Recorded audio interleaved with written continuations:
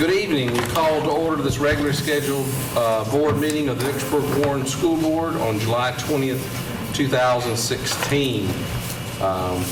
Very first item, I believe Mr. Eric Green, principal of our Warren Central High School, is going to lead us in a prayer invocation.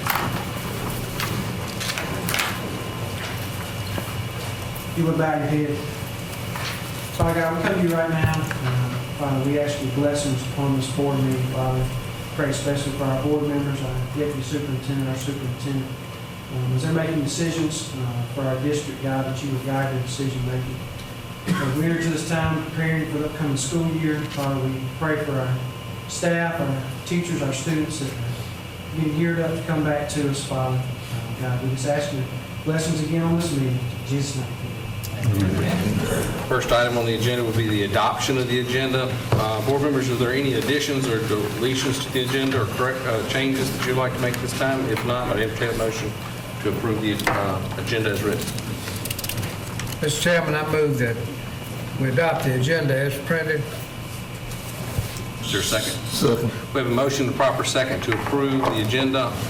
All those in favor, please signify by saying aye. Aye. Those opposed, same sign. It has been approved. Next item is the approval of minutes for our last regularly scheduled board meeting on June 21st and for our public budget hearing on June 21st. Madam Secretary. If there are no additions or deletions, I recommend that we accept the meetings minutes. Is there a second? I'll second. We have a motion and a second to approve the minutes as presented for those June 21st, the regular scheduled meeting, the budget hearing meeting. All those in favor, please signify by saying aye. Aye. Those opposed, same sign. Minutes have been approved. Next, the superintendent's report. The superintendent's report, we attended Mass Alliance. We took several administrators there. We got up to date on our athletics and were able to catch up with some of the legislative changes, and we had some sessions with Jim Keith to talk about the legal hot topics that are coming down the aisle, and then each one of our department heads were able to meet with department heads from all over the state in relative areas. And that was July the 10th through the 15th. We had a great announcement for child nutrition. Our district applied for CEP, which is Community Eligibility Provision, and our application came in and we were accepted, which means that every child in Vicksburg Warren School District will eat for free all the way through high school. So that's pretty big news. And what that does is it puts that money back in the taxpayer's hand and they can spend as they would like. So we were incredibly excited about that. In addition to that, we spent our first day of administrators retreat was today, and we have our second day of it tomorrow, and ERDIC has allowed us to utilize their facility out there at their IT, and it's a little bit nicer than ours, but it's been great to be able to meet, and everybody was able to come. We had lead teachers and assistant principals and lead counselors, lead teachers, and principals. And there was about 60 some odd of us out there. So we had some great times and looking and planning. The other thing you'll find at your table is we did receive our park ratings back. Our park scores are, that's the test we took 2 years ago.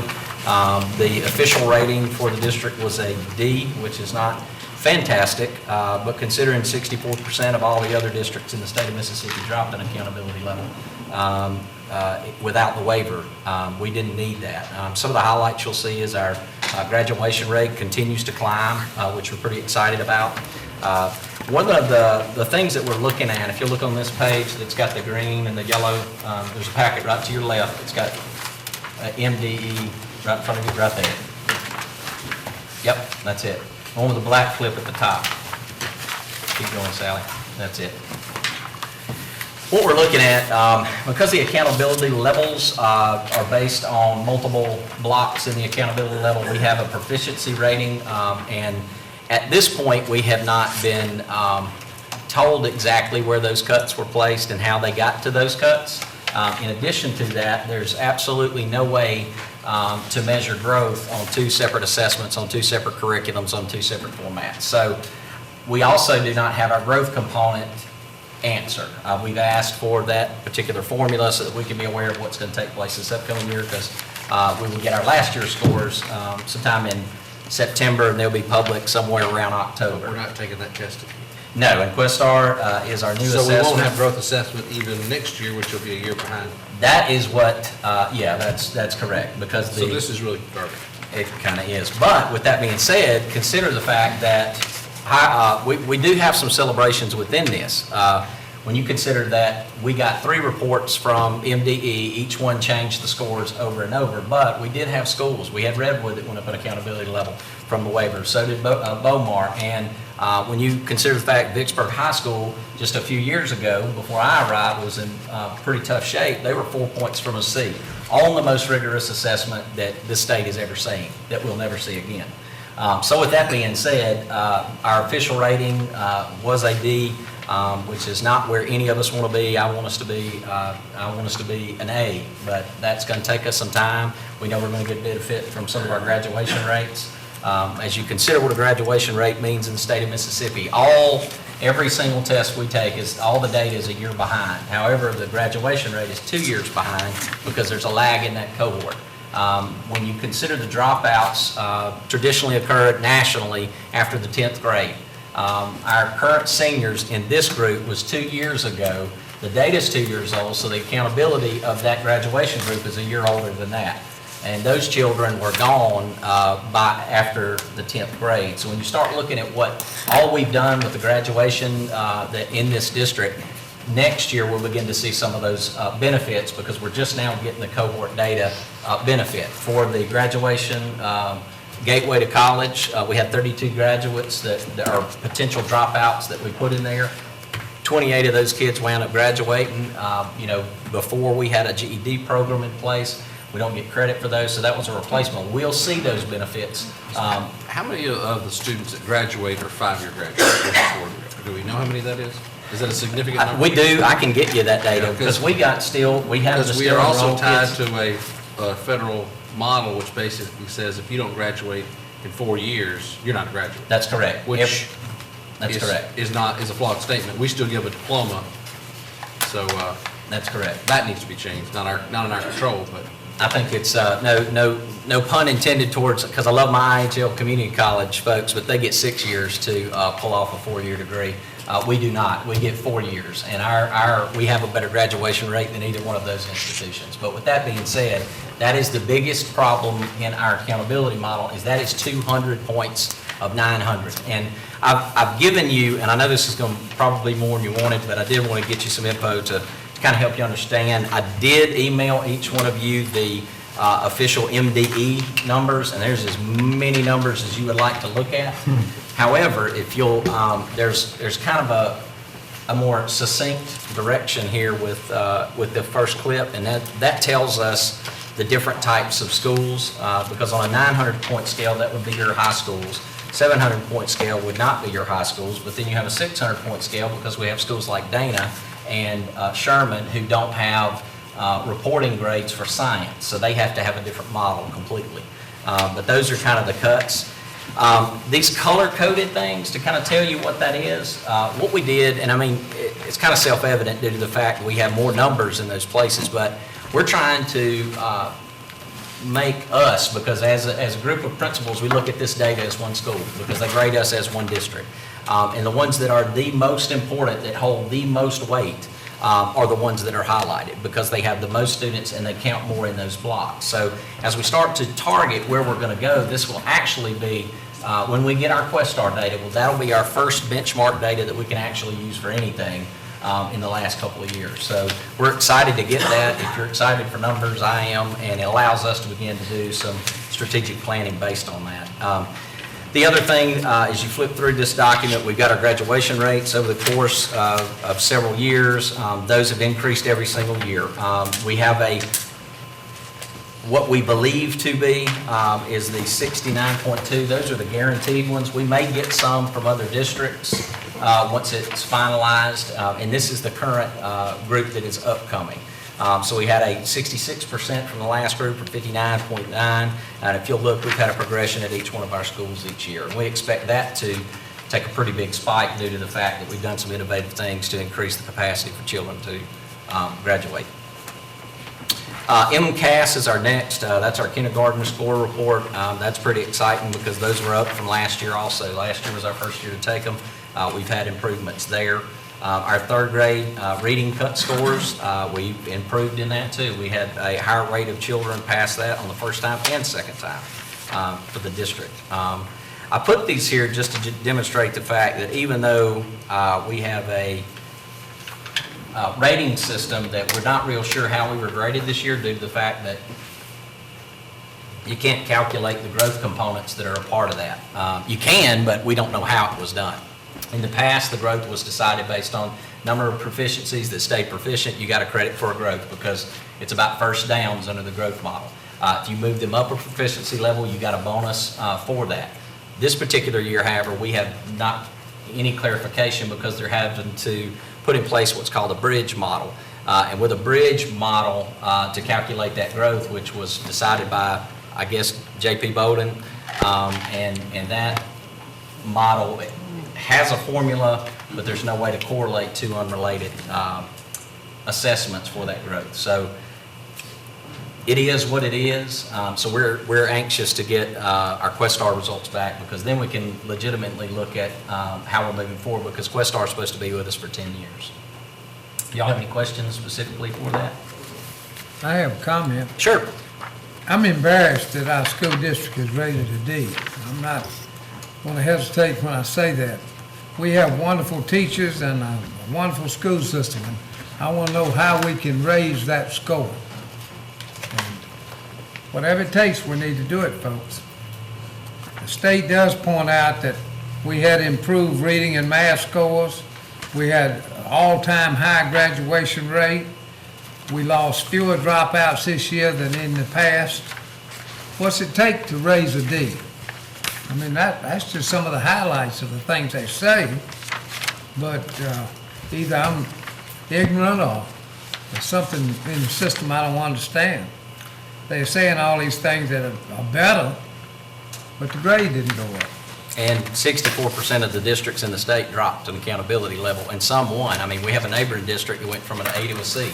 And when you talk about what that means, there's a lot of unknowns and a lot of who knows whys that are within this model. When we get to the point where we're out of this park thing, and basically both the state superintendent and JP, who's over that, said this is not accurate. It's very difficult to weigh in on that, but their fallback is we're required to report these, so they have. Park is something that I'm glad is gone. I have no bones saying that. I did not like it from the get-go. I don't like the reports because it doesn't give us the disaggregated data to be able to make decisions at the building level. So we look forward to a new assessment rolling on and moving to our ability to make those changes strategically, Mr. Judge. So what is the new assessment that we don't know yet? Questar. Questar. And we've had one We took it last year for the end of first last time. year. We That's didn't have correct. we didn't have one at the beginning of the year, so you had no benchmark. So our benchmark would be able to compare the one we took at the end of last year to this year. But if you're not testing the same child, like if you're giving the high school biology test, you're not testing the same child to show that he or she had a year's worth of growth. Well, and we had issues with Park. I don't make any bones about it. We've got a list that we submitted to the state that year. We've got another list of things that we had problems with the test during Questar. Questar shut down for 45 minutes across the state in the middle of assessment. We had a child at Beechwood that had to take the Park assessment 5 times. We had another child who had to take it who had a learning disability, and by the 3rd time, she was so frustrated and crying that who knows the validity of the assessment itself. And that was during the Park. In addition to the Park, one of the things they allowed is some districts chose to say, hey, we're moving to an online assessment. We want to work through the technology issues that we have, which we did.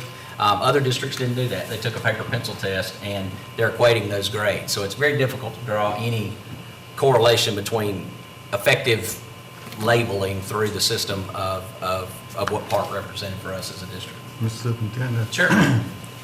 not many things that Mr. Levisor and I agree on, but Mr. Levisor, I have to say I agree with you because that's part of what I was gonna I never did know you disagree with me on anything. just a few things here and there.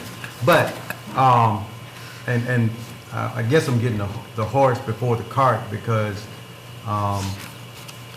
Dr. Prather had given us a general item 4, and she was gracious enough to do my homework for me. And let me say thank you.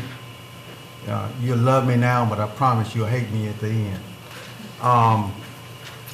But She broke it down to where the percentage of students we have, and the way I read it, it was, the percentage is 65% black, 32% white, and 1% Hispanic.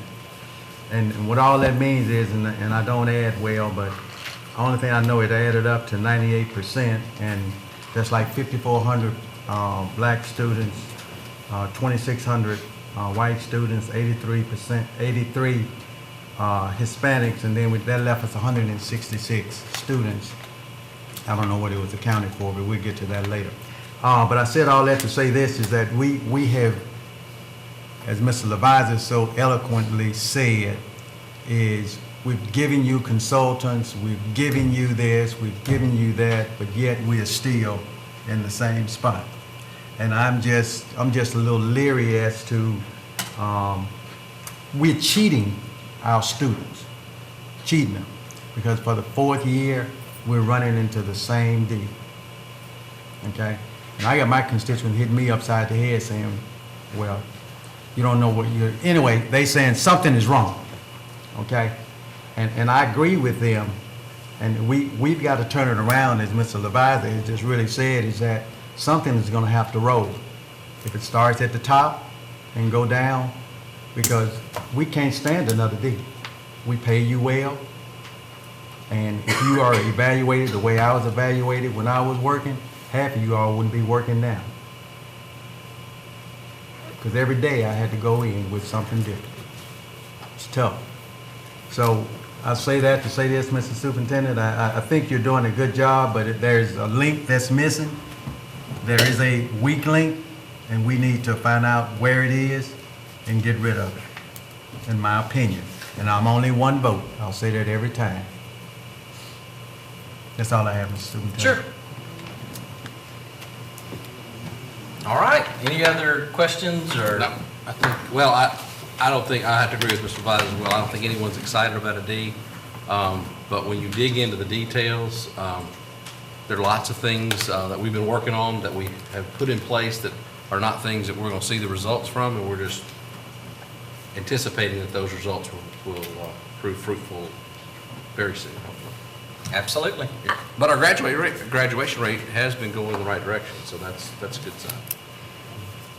My only comment or concern is that, I think that we need to be a little bit more open into that it's not necessarily within our 4 walls that we always have the issues with, is that over the last 6 years that I've been sitting on this board, we've changed, or the state has changed the way we were assessed. And so it makes it really difficult to compare year to year when we do have great teachers. And I think we got the right people in the spots that we need to have in positions. And I am really proud to sit on the board for probably the first time in 6 years.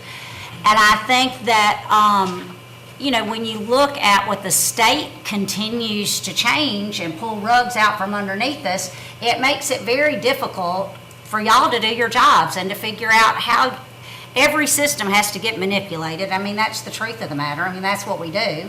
And it makes it really difficult for y'all to figure out how to manipulate the system and play the numbers game when they keep changing it on you. And it makes it hard for teachers to figure out, which test am I testing today? Or did we change that again? I have a child who graduated last year, and Jim Shurts did too. And our children, in the 4 years that they were in high school, we changed the program on them every year. We changed the way they went to classes. We changed the way they were tested. Everything changed on them every year. Briggs, me, and Jim had a kid who graduated, and in the 4 years, it got pulled out from under them every time.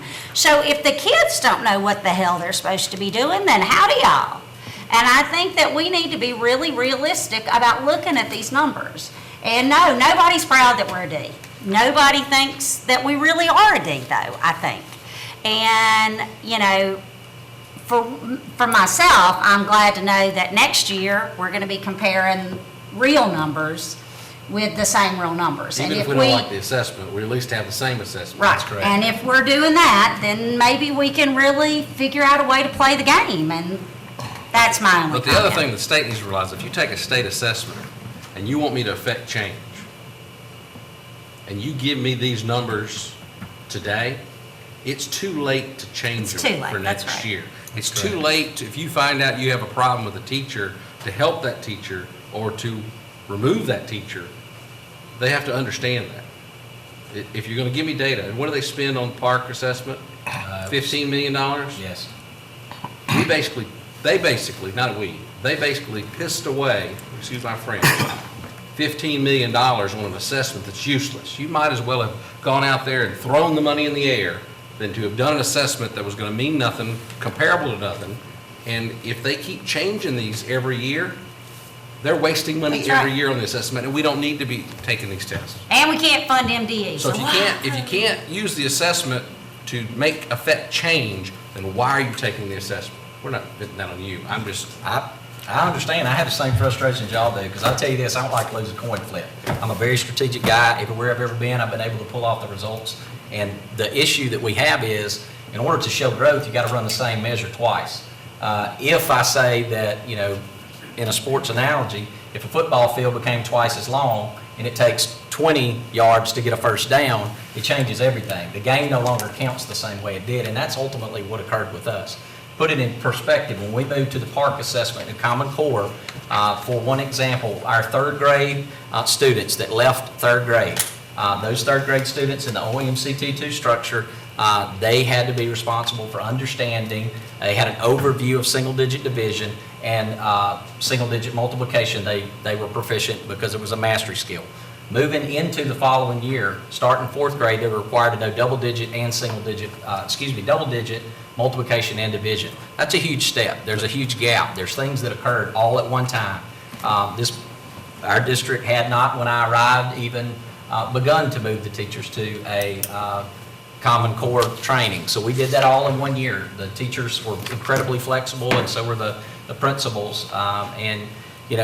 The results are what they are. I would love to be able to tell you how they arrived at them, but unfortunately I can't, because they won't give us that information. We've asked. We have more people serving on those committees probably than any other district. And I'm a numbers guy. It's what I do, is strategically approach these things. And it's been very frustrating to not be able to adequately do that due to the fact that we hadn't had the same measure twice in a row.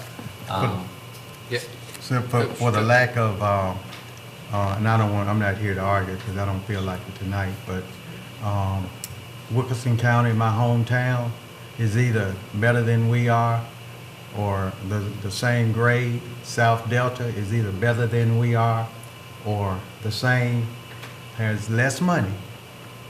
You go to Greenville, better than we are or less or the same, less money, but yet we could combine those schools together and use the same salaries we're using here, and we still D's.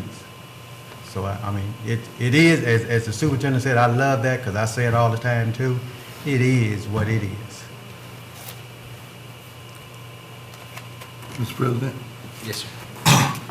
my assessment since I've been on the board, that I feel that the team that we have is heading in the right direction. Being a coach all my life, you build from the bottom up. And the first thing you gotta do, you gotta assess your problems. And you can't solve all your problems in 1 day or 1 year. It takes time to get your people where you want them. And then I feel that once you feel that you got your people in place that you want, and that we're moving, maybe taking baby steps, baby steps. But I see from when I got on the board to where I am now, I see improvement. And I think that if we can continue to work together, I don't think we can find a better leader. In that, I mean, he reminds me of a football coach. He doesn't sit still, and he don't like to be last. So, but I think, we were in bad shape. And for the ones that don't, I had 40 years. I know we were in bad shape. I've seen the good times, and I've seen the bad times. And Coach, we didn't get in that bad shape overnight. That's what I'm saying. And You didn't just wake up being an A 1 year and we were where we are today. I'm saying, I admire Mr. Shealy because I don't know, if I walked in and he showed me what we were in, I might have walked back out the door. You know, because it took a lot because, you know, and it takes time. But if I can look and I can see the improvement, I might, you know, you might want one overnight. I want this. It's not gonna happen like that. You got to get your foundation back. You got to get your momentum back, and you got to get your people. And I think he's doing all that it takes to do to make a great district right here in Vicksburg one more time. Thank you, Coach. I agree with that, Coach. I'd like to say one other thing. I think our teachers and administrators who are doing a great job, and there are a lot of them out there working hard, need to be recognized for that. And sometimes when you get these type of assessments, it's very demeaning and it's very frustrating to be in a professional career and to feel like that you're not making progress. I have seen, just like Coach has, there is change that has happened the last 3 years. The programs we've implemented, early college, the Star Academy, Gateway to College, Academy of Innovation, Leader in Me, all these things that we've implemented, have been implementing over the years. These weren't things we implement we're going to see affect change in 5 minutes. The challenges they were trying to correct are challenges that started 10, 15, 20 years ago. This was a slow decline that has happened, and it's going to take time to fix the issues and to resolve the problems. And I think we are on the right track and hope we continue. But I'm like, no one's satisfied where we are. And Well, I won't be satisfied where we are, never, ever. It will always be, our goal to improve every year. To keep in mind that most of the things you listed weren't even in place when these tests were taken. This but the is effects of 2-year-old. those are not going to. That's- Leader in Me is a good example. It's going to take years for these children in learning the value of setting goals, personal responsibility, those things, and sharpening the saw. All those things that they learned of the 7 habits are going to take them. We won't see those for years in some of these test scores. But we are seeing them today in reduction in disciplinary referrals. So, I mean, there are positive things that are happening in our district. And I think there's also has to be a change in the community, any community. We've gone 360 degrees from 20 years ago when your child came home with an issue. You immediately blamed your child. What did Johnny do wrong? We're so quick now because the only people in this equation right now that have accountability are the schools and the teachers. It takes a village to raise a child, and it takes parents to make a positive relationship with each of their children's teachers to make sure their children are successful. My children would not be as successful as they were if I wasn't there every day checking their homework, engaging the teacher if I need to engage the teacher, and working with that teacher and that principal of that school to make sure my children had a successful education. It is the parent's responsibility, it's the teacher's responsibility, it's the administrator's responsibility. And I think too much in this society, we are trying to blame the teachers for everything that doesn't always go right, and we need to sometimes step back and reassess where we're going. So, sorry to go off on a little tangent, but. No problem. This is y'all's board. Yeah. Anything else on your report? Anything else? Well, I do want to tell you that we are committed to obviously move out of this rating. We missed it by only 11 points the first year. The change here is something that we're going to adjust to, and we're excited to finally be able to lay this particular assessment to rest. So, and that is my Wade is my last administrative update. I just wanted to give y'all where we are on our technology. Okay, well, we're ahead of schedule on a lot of things. Primarily, getting the network rolled out. We've got both the high schools completed and both junior highs. And we will be turning up VIS Dana Monday morning. In addition to Monday morning, we'll be handing out the first Chromebooks at Warren Central to all grades across the board at Warren Central. Tuesday, we'll be doing Chromebooks at Warren Central also. And then Wednesday and Thursday, we will be doing Vicksburg High School. We'll be doing 9th grade in the morning, 10th grade in the afternoon on Wednesday, and then Thursday, 11th in the morning, 12th in the afternoon. Because it's a school decision to make it out in that order. Then Friday, early college, we'll be handing out Chromebooks for those students also. We have action plans on how to go about the process. We're getting identifications from the parents. Parents are signed for the devices as well as the students. We also have all the necessary programs and pieces and parts in place to make sure that when the device goes home with the students, that they will be filtered and they'll be monitored. And we have some pieces and parts in place to notify the parents if necessary about the activity that the students are using the devices for, if necessary. Yes, sir. Question, what if we have that one or two that do not have the $25? Okay, we have a plan for that. If they do not have the $25, they will come back at the beginning of school and they will fill out the fee waiver form.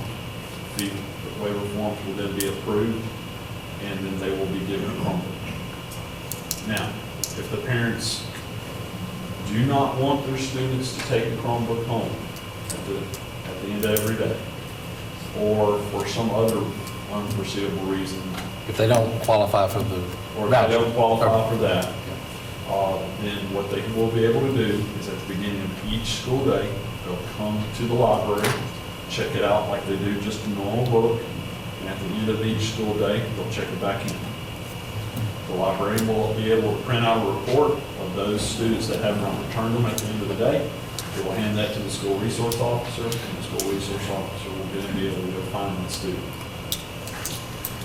I think there'll be businessmen in the community who will help any underprivileged child that has difficulty with that. Yes, sir, we're actually appealing to some of the churches too, and some of the community programs. So what documentation are you photographing or taking a copy of the parent's driver's license or something? I Scanning mean, the- if I would walk in there and say I'm Jim Sturgis and I'm checking out a laptop, We're scanning a copy of their driver's license. okay.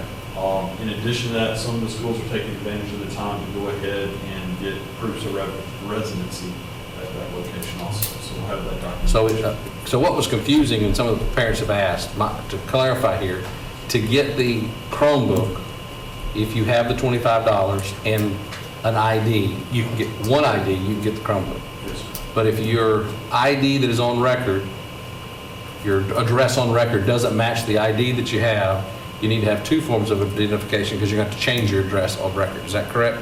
So the confusion might be if you have a driver's license that matches the address on record, then you can show up with a driver's license and pick up your Chromebook. But if you don't, you're going to need a driver's license with a bill that matches that or some other form of identification to do a change of address to the correct address before you're going to get a Chromebook and before you're going to be registered. Is that correct? That'll be done through the schools. Yes. Okay. Matt, y'all have to watch Wade, because he had me going last week to the Chromebooks. So, but I know, I'm just picking at you, I'm not mad at you, I was there though. Oh, goodness. But there is a criteria, if I understand it. Mr. Superintendent, that's a slick way to get the residency too, I like that. I can't take credit for that, but, But that is, there is a criteria, if I understand it. You have to do 1, 2, 3, and if you don't have 1, 2, 3, then I can't afford the $25. Is that what you're telling Well, me? what's going to happen, I think, from what you explained was, if you don't have the $25, they will tell the person. I don't have $25, and then, Then they will have to come back at the beginning, the first day of school, they can fill out. Hardship waiver. A hardship waiver. okay, and that's, are those questions you ask? I don't know. That's what- a federal- That's what I'm It's a I'm federal just hardship saying. waiver, right? because we've always Okay. had them, it's just like it's the hardship waivers that the fees don't apply to those. And then you verify that Yes, they sir. are hardship. That's done Okay, through that's all federal, and I- they keep. Okay, They What is keep the okay, good. question data away from Dr. us. Prather? Do they ask certain questions? That's law. Oh, that's law. Oh. The other law. Different federal. This law. Oh, I'm sorry. What kind of questions do they ask, or what's the criteria for? It's based off of free and reduced applications, but now that we're CEP qualified, that application is no longer necessary. But technically, it's the We same use that- question. It's pretty much the same. Okay. So if Okay, they that's would have good. qualified for free and reduced Social lunch, security number yeah. of each student in the house. Can we have that available to the, I mean, I don't know, you don't want to, I mean, what are we going to tell them when they show up the day of? I mean, if they can fill out the form, at least turn it in the day they're there, or what are we going to tell them when they're there?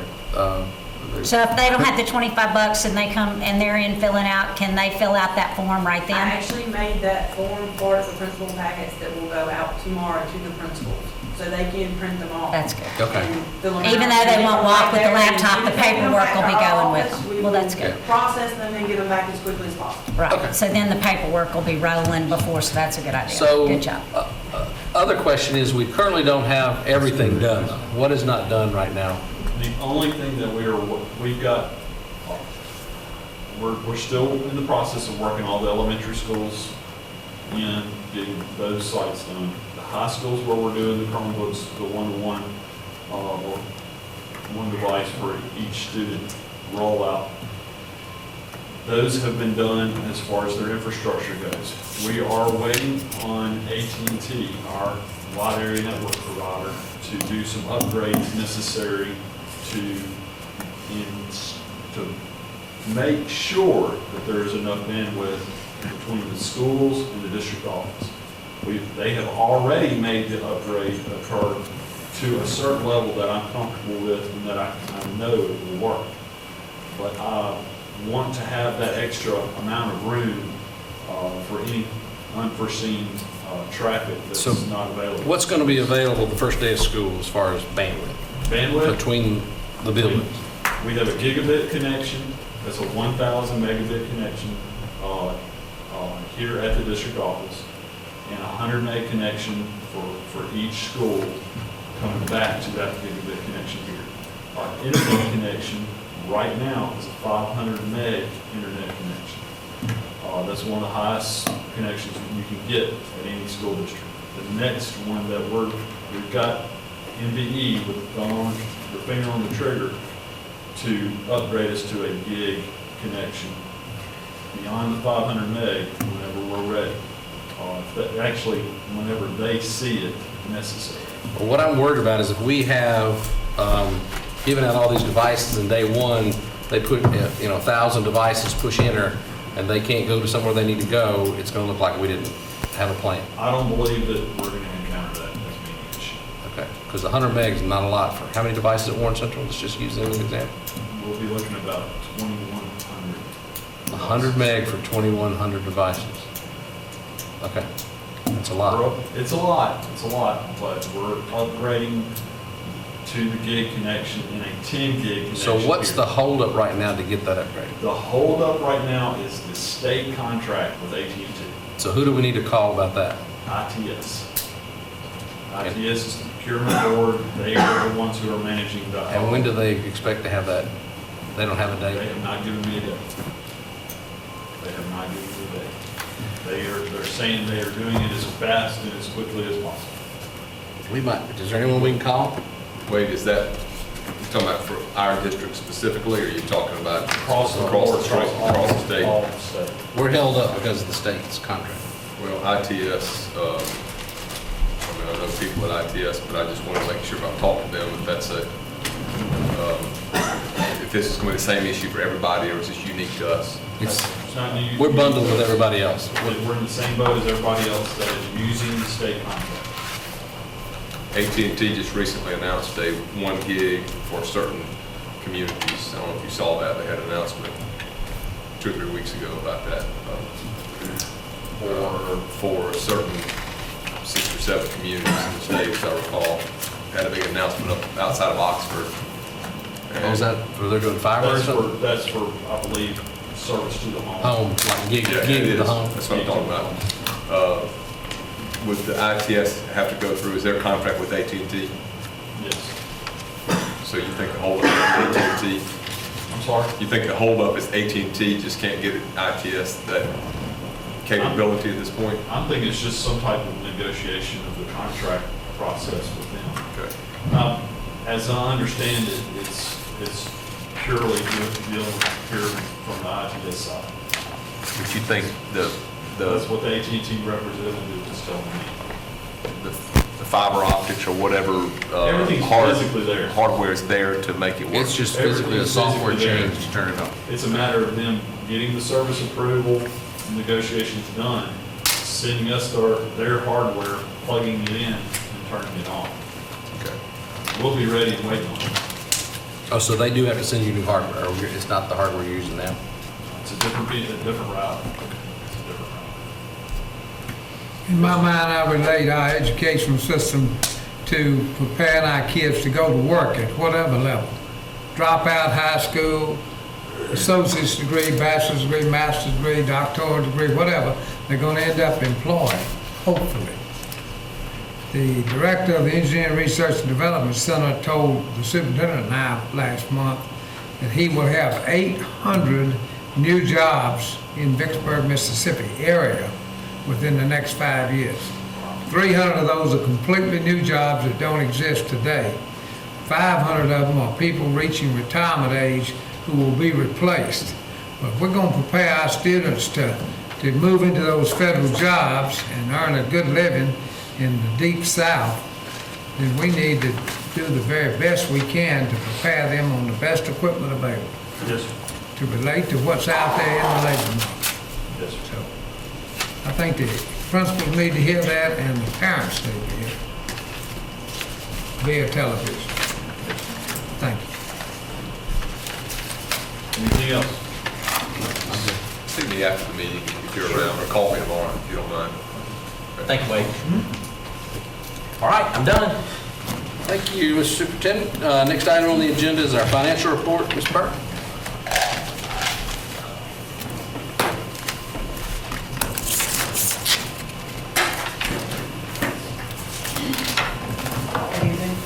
Good evening. Good evening. Just going to be really quick. If we look at our statement of receipts, we've actually received 99% of our district maintenance revenue, and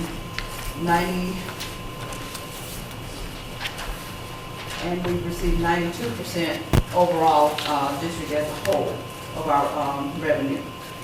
Looking at our expenditures, we've only spent from 87% of our budgeted expenditures, and as a whole, as a district whole, 84% of our budgeted expenditures. So as you see, the trend is we're still spending less than we've collected in receipts. I would caveat anything that I say today by saying that we have not officially closed our 2016 school year. So June numbers will be estimates until we officially close. We will keep the June open until sometime in August, September timeframe when we have to submit our reports to MDE. Moving on to casino revenue.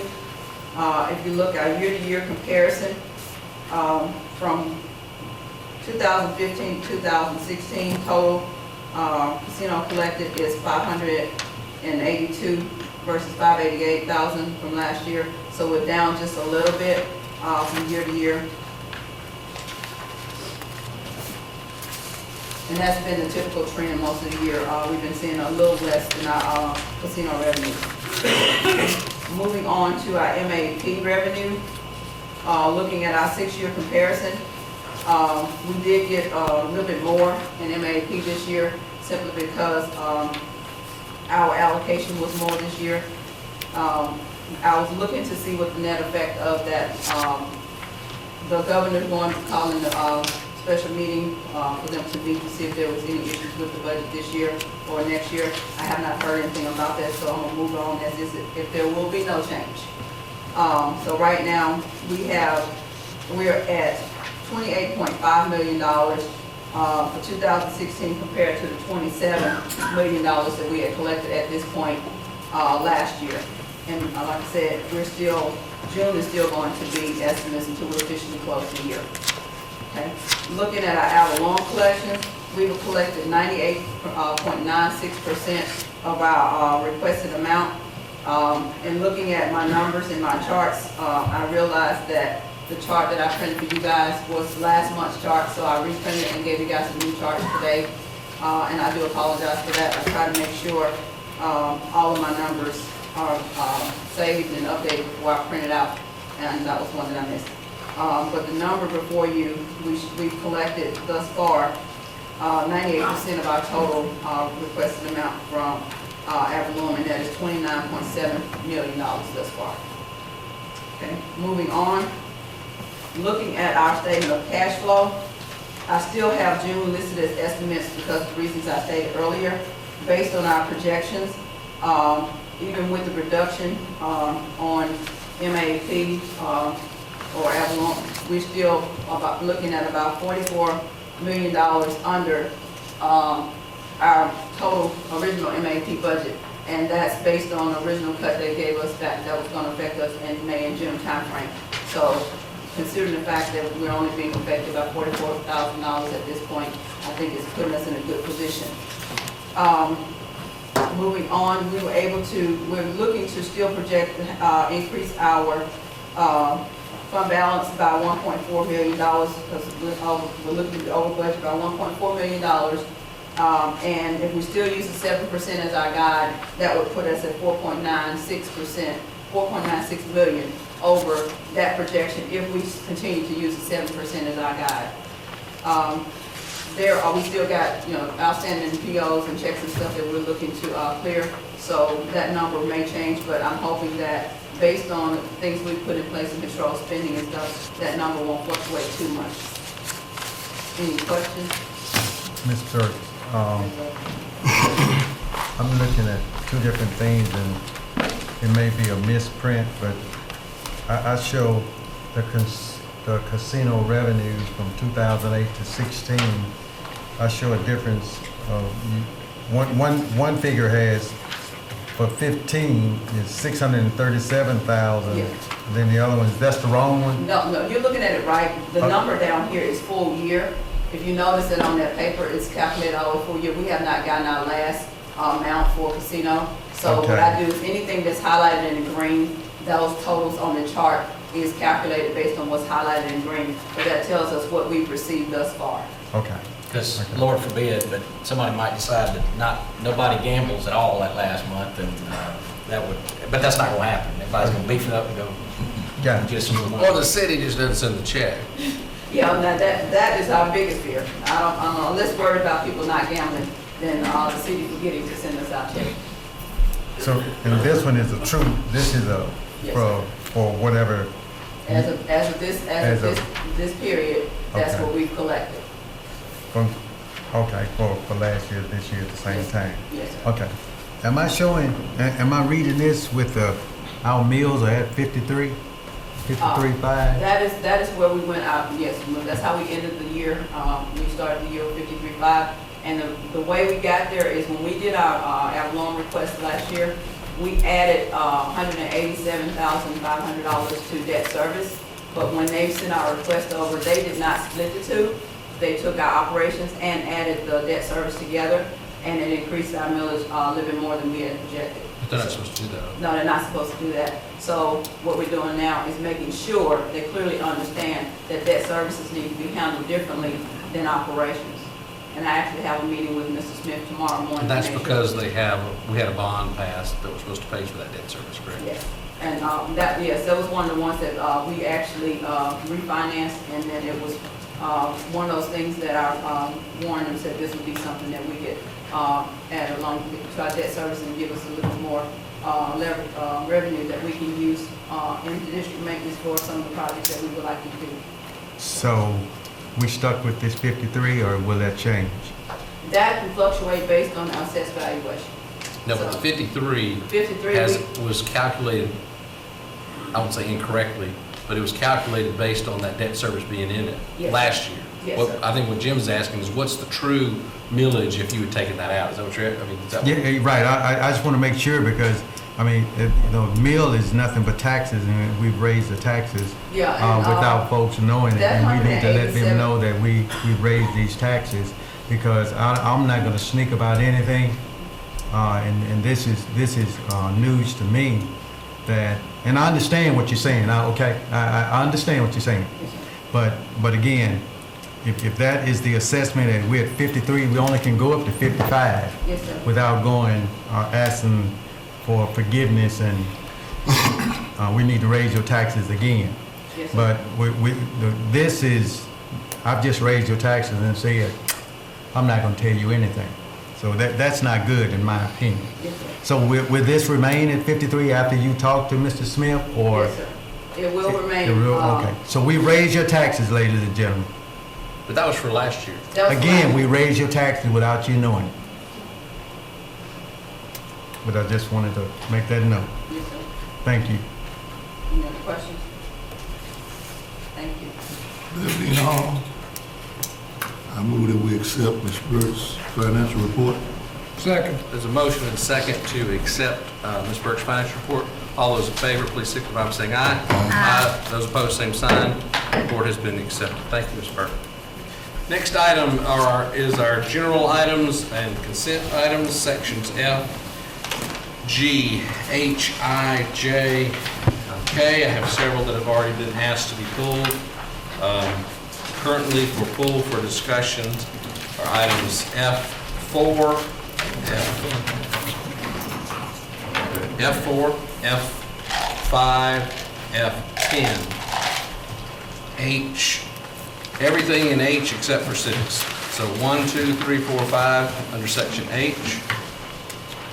Section I, Everything in H gets pulled except for 6? except for 6. I, everything but 3 and 8. So I, 1, 2, 4, 5, 6, and 7 are pulled. J, 1 and 2. And K, 2. Any other items wish to be pulled for discussion? Can you repeat J and K one more time, Mr. President? J and K. J, 1 and 2, K, 2. So let me run through this again, just to be sure. F, 4, 5, 10.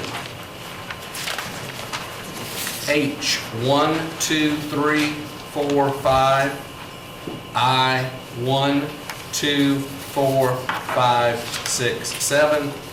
J, 1, 2, K, 2 have all been asked to be pulled for discussion.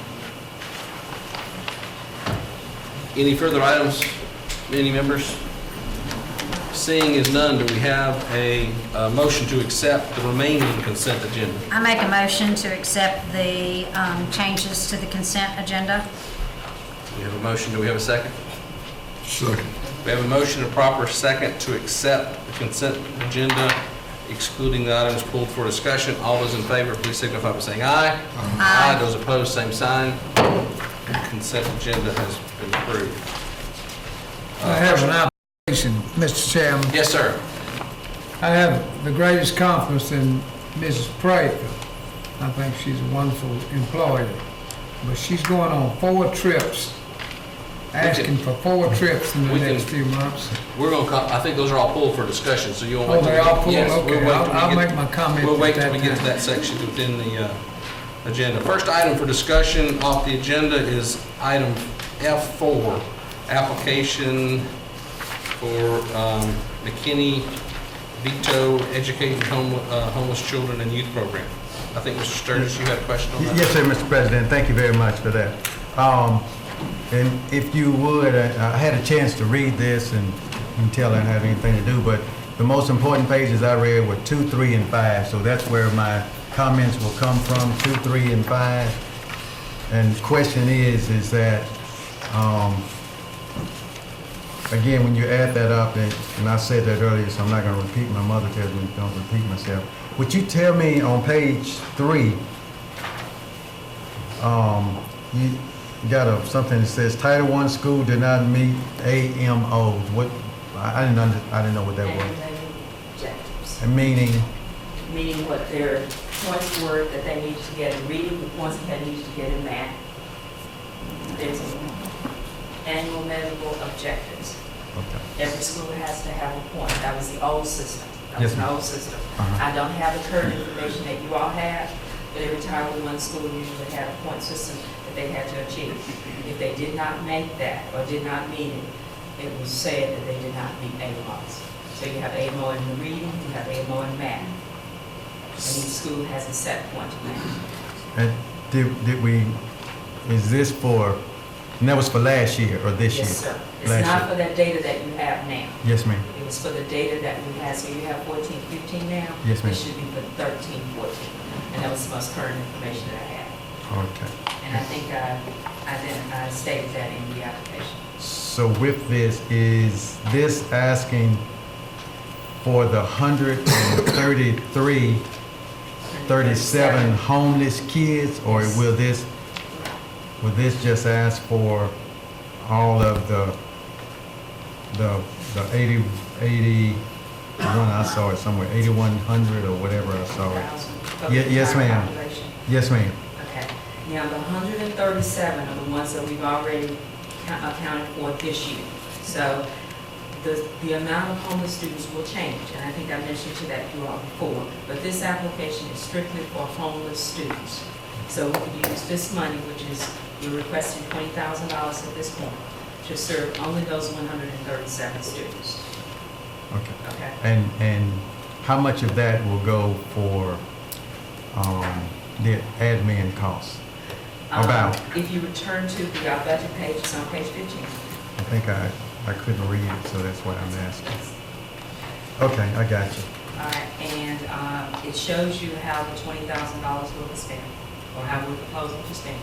So the 11.5 is That's for the homeless coordinator, out of the 20. out of the 20. So down with, let's say 12 out of 20, how much that leave us, y'all? That's I'm not good at So math. about 8. Okay. 9,000. So we got 8,000 for the homeless. And you take 2 more away from that, now you got 7,000 for the homeless, for the friends benefits.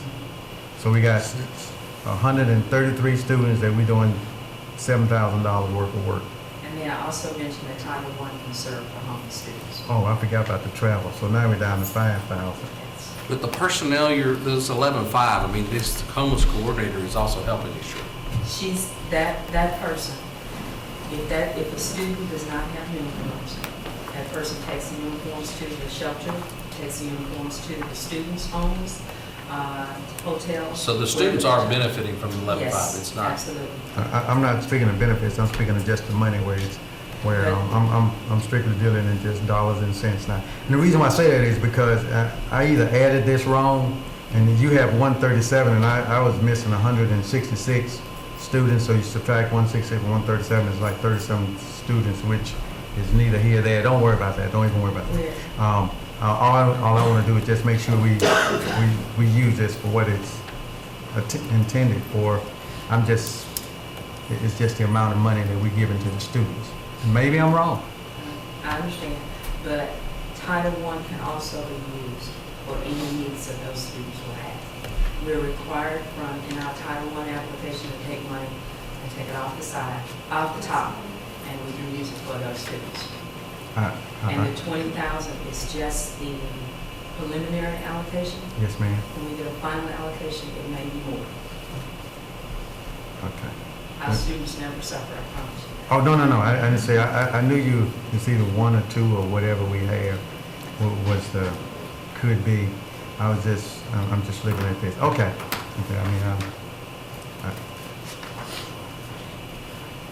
And this is going to help them.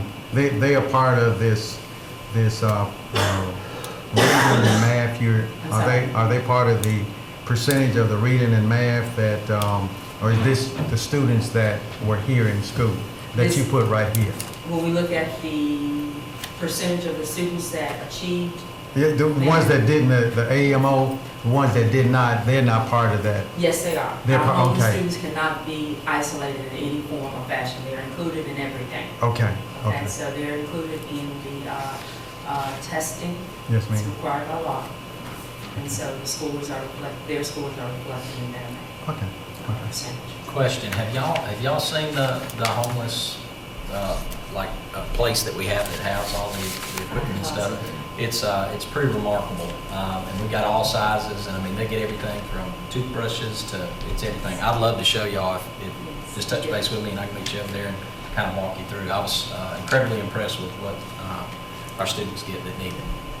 Dr. Prather, this is a grant, which We're means not we don't guaranteed pay to it even back. get this. We do not pay it back. And- This is money. It's a grant, we don't pay it back, and like Brian says, we're not guaranteed that we're gonna get it, but it sure would be a help to our district with 137 homeless children. 127.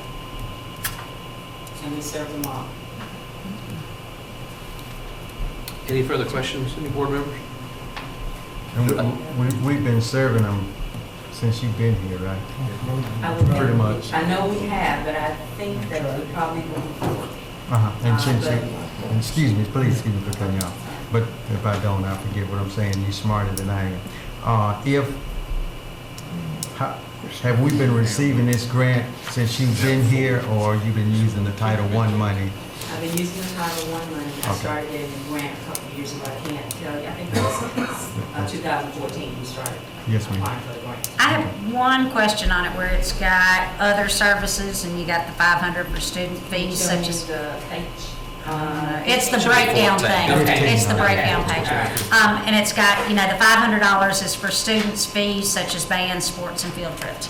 So if a homeless child participates in the Warren Central Band, and I'm using that because Mr. Arundel's here, so he can answer my question or he can help me with it.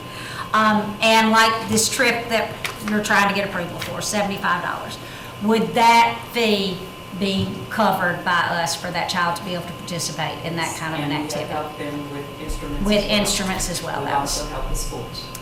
And again, I'm gonna use the band because even though I'm not a band person, which I taunt them, I praise them a lot because I think y'all are like the greatest.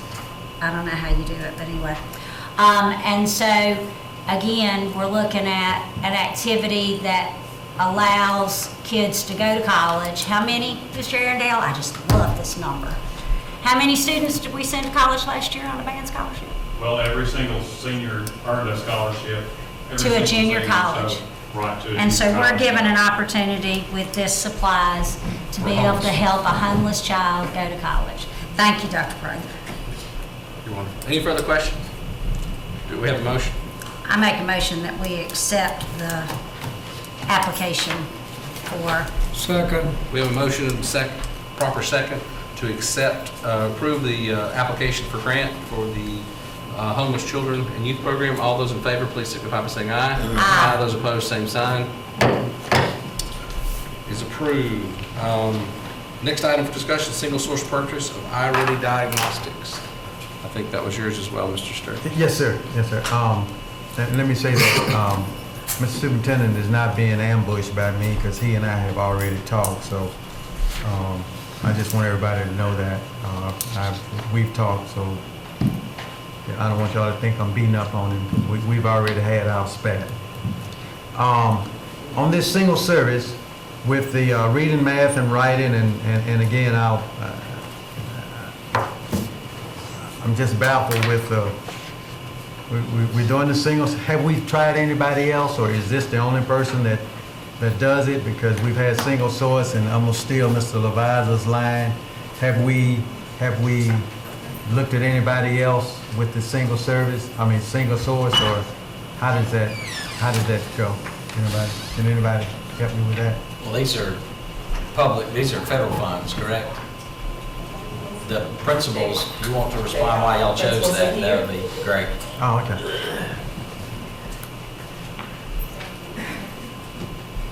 Good evening. Good evening. I started with Ready Core, which is one grade level last year. And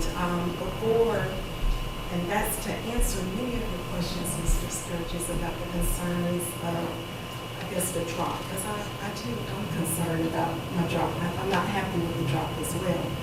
But I know we needed the resources.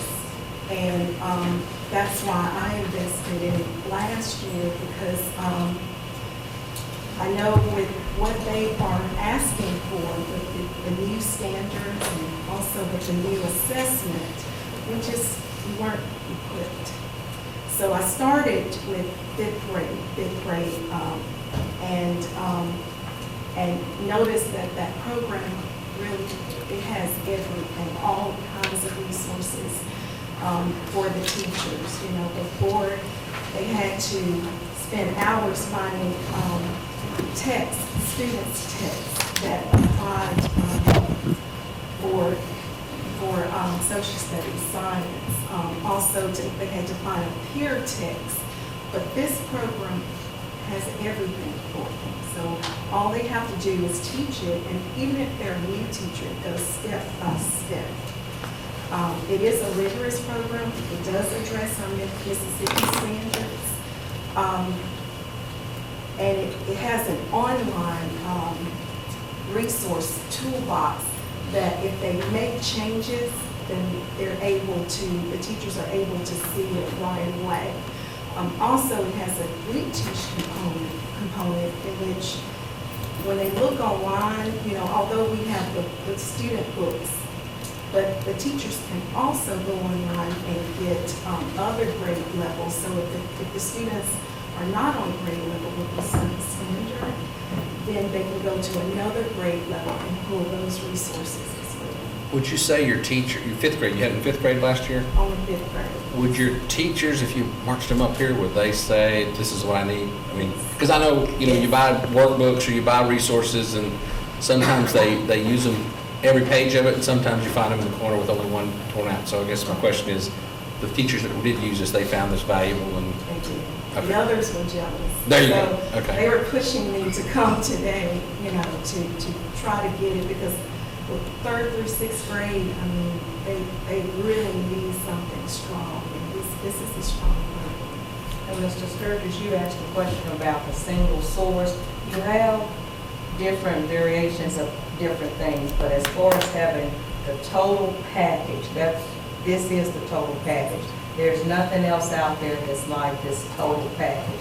We have teachers that are staying to 7 and 8 o'clock trying to get the total package, and it's here for them. We're able to reach the bottom, our struggling students, our middle students, and our top students with this package. So this is it. And one last note, last week, Ocean Springs was recognized by the State Board of Education for their exemplary inclusion program, and they accredited this program already for their success. I think the school board respects your position on what you need to do your job, what we're saying about audits. So you have to have a comparative product in your files, even if they don't bid on it. To pass a state audit, you have to show evidence that you tried to find an equal product. And if it's not out there, get a written note from the company it's not available. Because with this program, it has a universal screener. And from that universal screener, it diagnoses to see, it's a diagnostic available for the teacher to say what the child needs. And from that diagnostic, the teachers can use it to form her small groups, as well as it will prescribe a program for the student to work on, for the student to work on their deficit skills. So Ms. McGee, what you're saying is this program will individualize not just for each classroom and each teacher's, but for that child. For that child. I think what Mr. Levisan, and I'm not to speak for Mr. Levisan, Mr. Sturgis, but I think what we're also trying to make sure is that when we have single source purchases, we're just trying to make sure there is nothing else out there that anyone knows of that does the same thing. And if there were, we would need to get a second quote Now, for we that. have Renaissance, it offers a universal screener, and it will tell you it doesn't offer a diagnostic. Now, it will give you certain strategies that the child can use. I don't know, I might not be, I'm not the smartest person in the world. But I have not heard of a program that will offer a screener. Then from that screen, it will give you a diagnostic. And from that diagnostic, what I really like about it is that it has an intervention plan. Because not all schools look like WCI. And I'm not picking, and VI. We need to grow our kids. And we need to... But we want you to be picky. Well, and not only I'll tell you, that- I do. Well, not only that, we can grow our kids, we can grow our struggling kids, but we need to be able to move our other kids. That's right, And we need this that. helps that. And not only that, we understand the auditors. Yes. And we're not the smartest, but we're not the slowest either. And we understand the auditors, we're too cute to go to jail. This is year 25. I am too, just so you know. This is year 25. I didn't work 25 years to mess anything up. We understand the game, and we know what we're playing, and we love our kids, we love our schools, and we love our district. That's why we're here. And we just want to try something different. Only thing I'll say, ladies, and I'm putting myself on record, is come November, since this is the full meal deal, when I come out, you'll be able to show me a difference sometimes in November. And if I don't show up, just ask anybody for my number because they have it. And I'll make sure I'll come by your school, Well, you know okay? you're welcome. You know you're welcome. We appreciate y'all, thank you. Any further questions on the single source purchase? I think we're taking it upon expert advice that it is the only thing out there. And they have included their letter. It's that first sheet. Just justify that, okay. Is there a motion? So moved, Sturgis, that we approve F5. Second. Motion and proper second to approve single source purchase of iReady Diagnostics. All those in favor signify by saying aye. Aye. Those opposed, same sign. Motion is approved. Next item, F10. Yes, sir. Only thing I need to know is this is real quick. We're not approving anything like a tax increase or nothing like that, right? No, sir, that'll be when the budget comes. Okay, so that's not, This this will be is, an option unless y'all vote tonight and say we definitely do not under any circumstances want that, then you would vote no to that. And then the following budget we would bring you would not include any request above what we had last year. but this is asking for, That's the, That's with That's the resolution. That's with the 3 and, I think Okay. 3.5%, because that will put us at our 55, so we can't go to the full 4%. So if you guys vote no, then the next option would be to give you the resolution that does not include the 4%. Now, I will say this, that even with the new resolution, there will be some small increase simply because we're gonna be asking for the 187K debt service breakout, and with it already being included in the operations, it is still gonna get that 0.33 potential. yes, ma'am. Thank you. That's all I have, sir. All right, do we have a motion to approve? I make a motion to approve F10. the F10. Is there a second? Second. We have a motion, proper second to approve the ad valorem resolution. All those in favor, please signify by saying aye. Aye. Those opposed, same sign. Nay, Sturgis.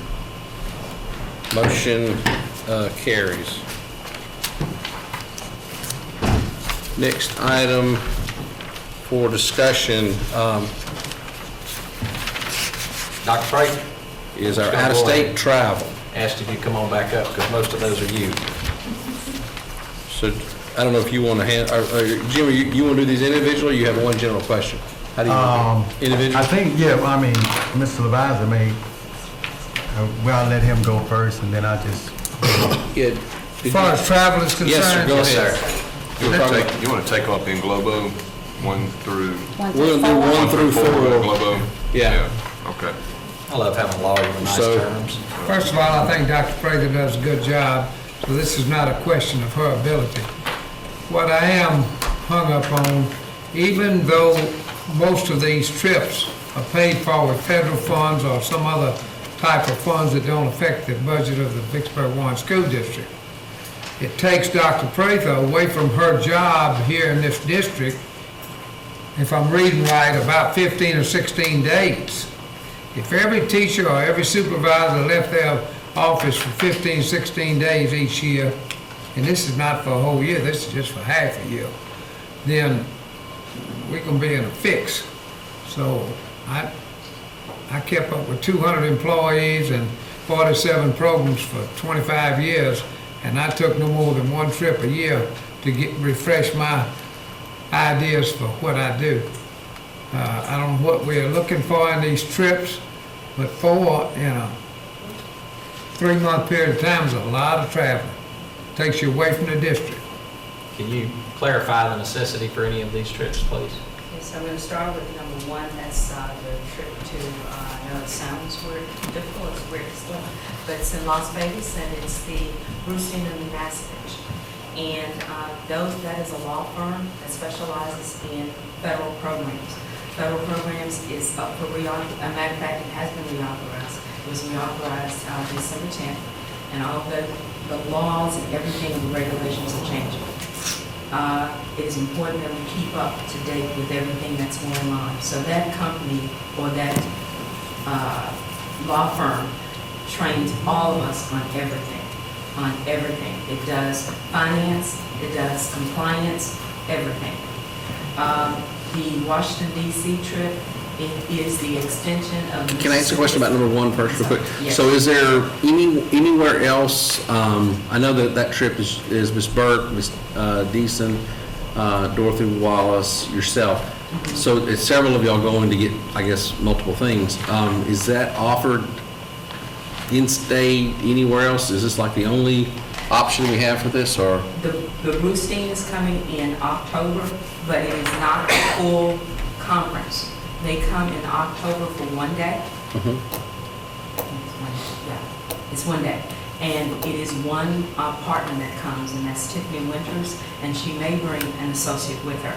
But when we go to the Brustein and Manassas Conference in Las Vegas, we get an opportunity to look at and to hear Brustein and Manassas in person. And the first time that I attended, Brustein himself walked us through Edgar, and it was eye-opening. And he had us sit there and tag that entire book. And those are the regulations and requirements for all federal grants. I just want to remind you that I deal with federal money, and a lot of the training is not here in the state. A lot of the training is not here in the state. Right, since we're speaking on 1 and 2, and maybe the alphabets were changed around, but I was saying information regarding ESA, and then when you go from Vegas, you go to DC and it says ESA, and then I see a IOG in Vegas, but then I see a OIG. Is that a typo, or is it such thing as both of those? Because see, I'm looking at both the same, if that's the case. If we're going to do an ESA here and an IOG in Vegas, and then you go back to DC and do a ESA and then a IOG, ESA what's should be the? consistent all the way through. IDEA should be SPED, Individual with Disabilities and Educational Act. Yes, ma'am. And what was the other one? That's the inspector of.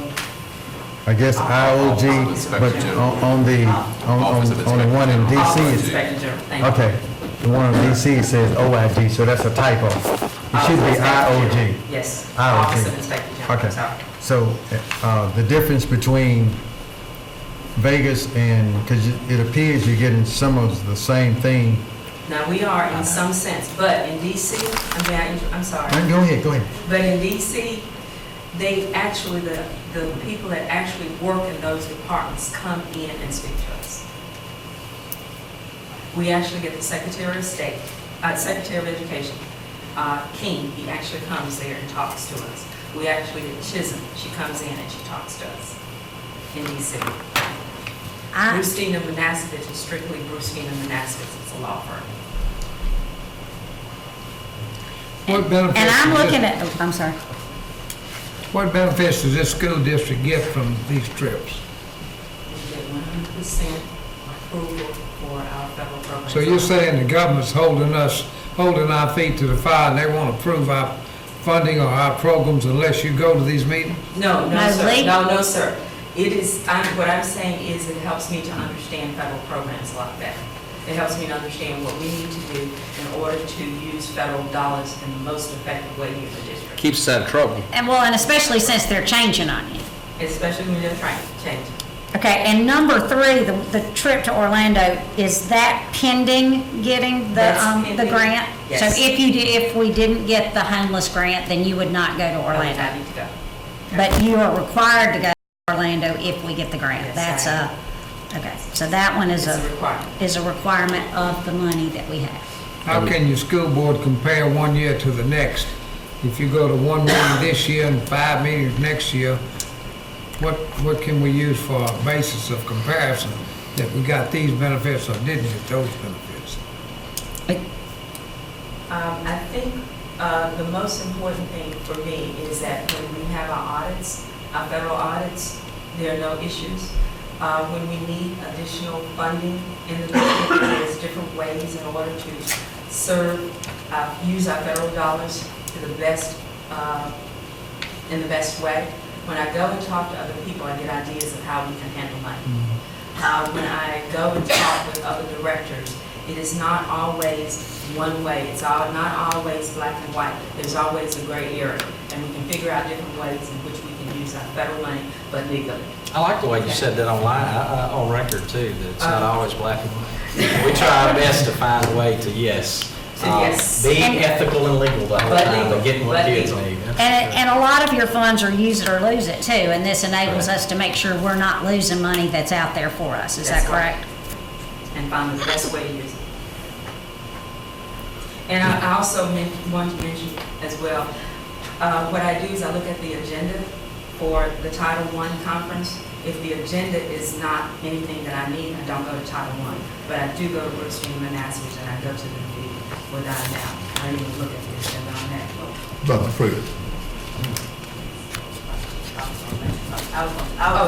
I just want to say, when I went to Brunstein and they outlined all the requirements that we needed from a financial standpoint, right now they have a requirement for us to totally rewrite our federal procedures. And that tells us, page by page, section by section, what those procedures are supposed to look like. And each time we go and there's a change in the law, it actually helps us understand how we need to adjust our processes in the district to comply with that, and which laws will be effective based on whatever federal audit that's coming down the pipeline. I just want to put that. Dr. Prater. And they Go ahead, Dr. Prater. Go ahead, Dr. Prater. They also ask that I take the business department with me, and that is from Indeed, yes. What I want to ask you, Dr. Prater, when the supervisor said, on your absence to these clinics, these conferences, do you have your staff, you feel confident your staff can run the everyday things of your office? Well, we have basically everything online now. I can't approve any requisitions and things online. So that's not the issue, and I even if I'm out, when I come back, if I have to work till 7 o'clock, if I have to come in early, I get the job done there. I don't think there's ever an issue about whether or not my, and I know you didn't mean that, Mr. Supervisor, but I understand I'm out. I just don't want a machine to take your place. No, I don't want to take either. I understand. If you but, have a doctor's degree, you're a very capable person. Uh-huh. And it's a lot of these meetings that we can do by reading the guidelines rather than traveling 1,000 miles to hear somebody say what the guidelines are. When you're reading through the law, it's totally, yes, sir. Yes, sir. I'm just trying to give you a message. I hope you're listening. I will. The last superintendent that was here got tremendous public criticism for traveling too much. And this one hasn't. I want to point This that one out. has not. I mean, I'm telling you what the public perceives as trips to Las Vegas, Washington, Orlando, Long Beach, California. They don't think in terms of, well, I'm gonna get one new idea. They think, why do our people have to run off up there to learn how to run the program, you know? I'm being fair with you. So would you categorize that you have learned one new technique, one new law, one new change that has kept us out of hot water each time Yes, you've gone? sir. Have you ever gone and wished you hadn't gone? And which I have Hadn't not. gone because it was a waste of time? I really have not, I Okay. promise you I have not. I think when I first came, one of the biggest things that happened to us is that, and I don't mean this in any disrespect, learning who's supposed to be signing contracts in this district was an eye-opener. And that, we learned that at federal programs, so, and we're still in Manassas. Learning how, that we have to do, and I understand exactly what you're saying about single source, because they tell us the same thing. So, I did, and it's all we're still in Manassas, you're in here. Yes.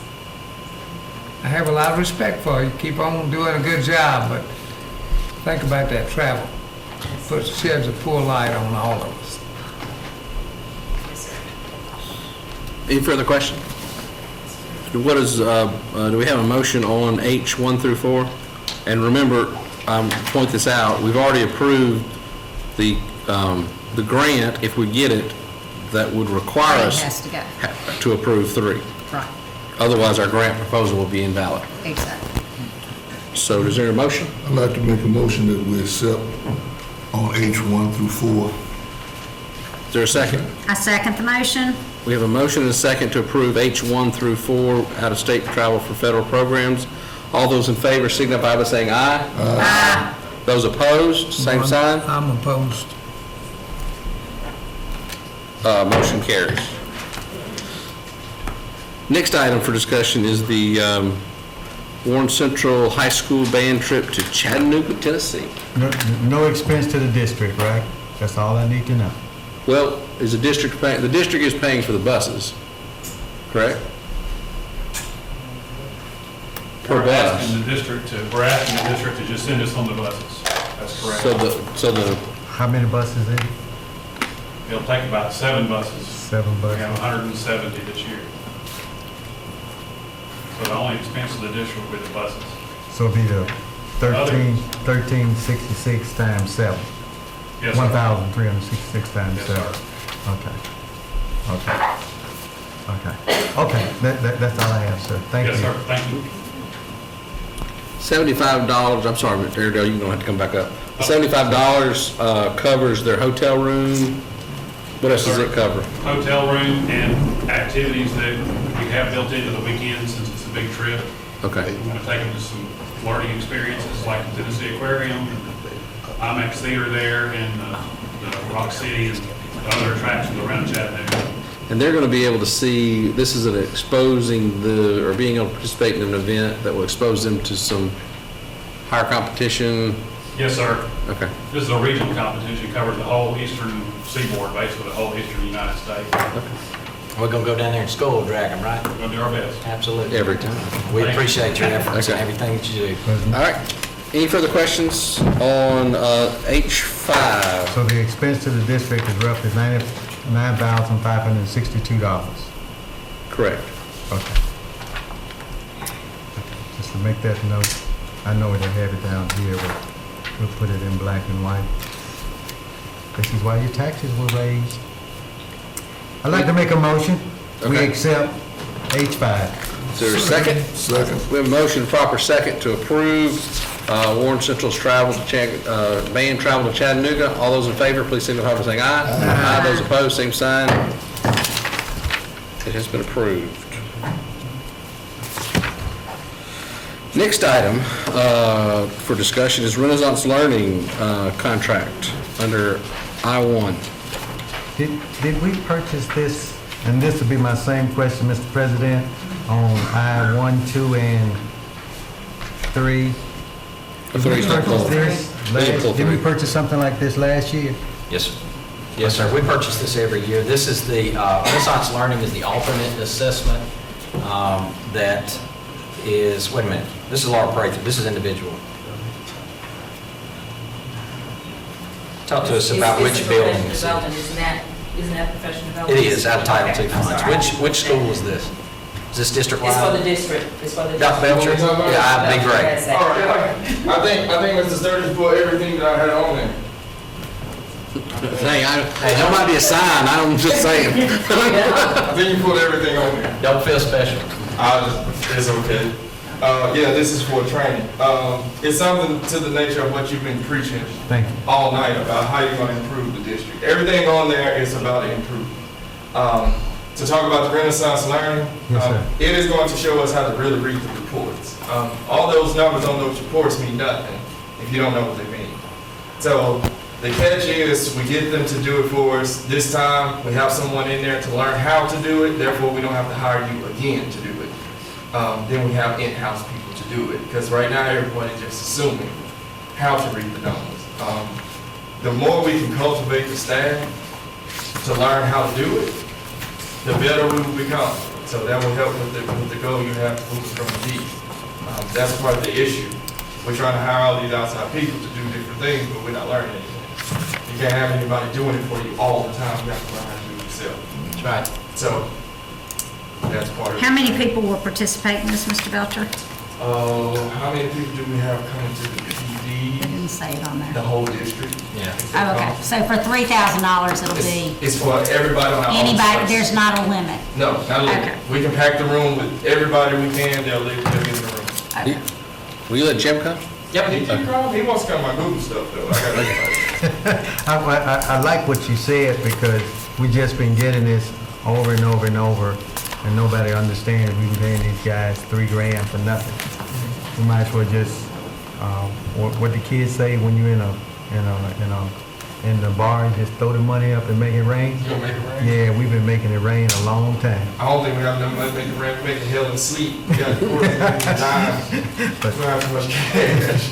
Mr. Belcher, in that group, you're gonna have a special group of people that you're gonna ask to definitely be there? Yes, Miss Hearn, which is my new assessment person Okay. in my department, got her so that she can be in some of the sessions. And then we also have a good relationship with one of the people that works for the company, so that we can get some inside track and get some volunteer training for us also. If it all works out. So if I'm understanding you correctly, and I'll make the motion and right after you answer this question. If I'm understanding you correctly, we won't need to do this in the future. I hope not. I can't say yeah and nay. It depends on the turnover. You know, I get get you. the turnover. I get you. But you're gonna try to get that house. Yes, that's our ultimate goal. And I had a personal conversation with all of our consultants and told them how much we loved them in the past, but it was my expectation that their purpose is to build capacity in my staff and put themselves out of a job. And if you have noticed, since I've been here, the amount of consultative fees we have spent has been tremendously reduced. There are still needs for them in specific areas for PD, but we made an effort to really curtail some of that spending. Even though it's federal money, we've still done it. I was gonna vote no, but I'll vote yes this time because you said we won't need them again. You've convinced me, sir. And I will like to make a motion that we approve I-1.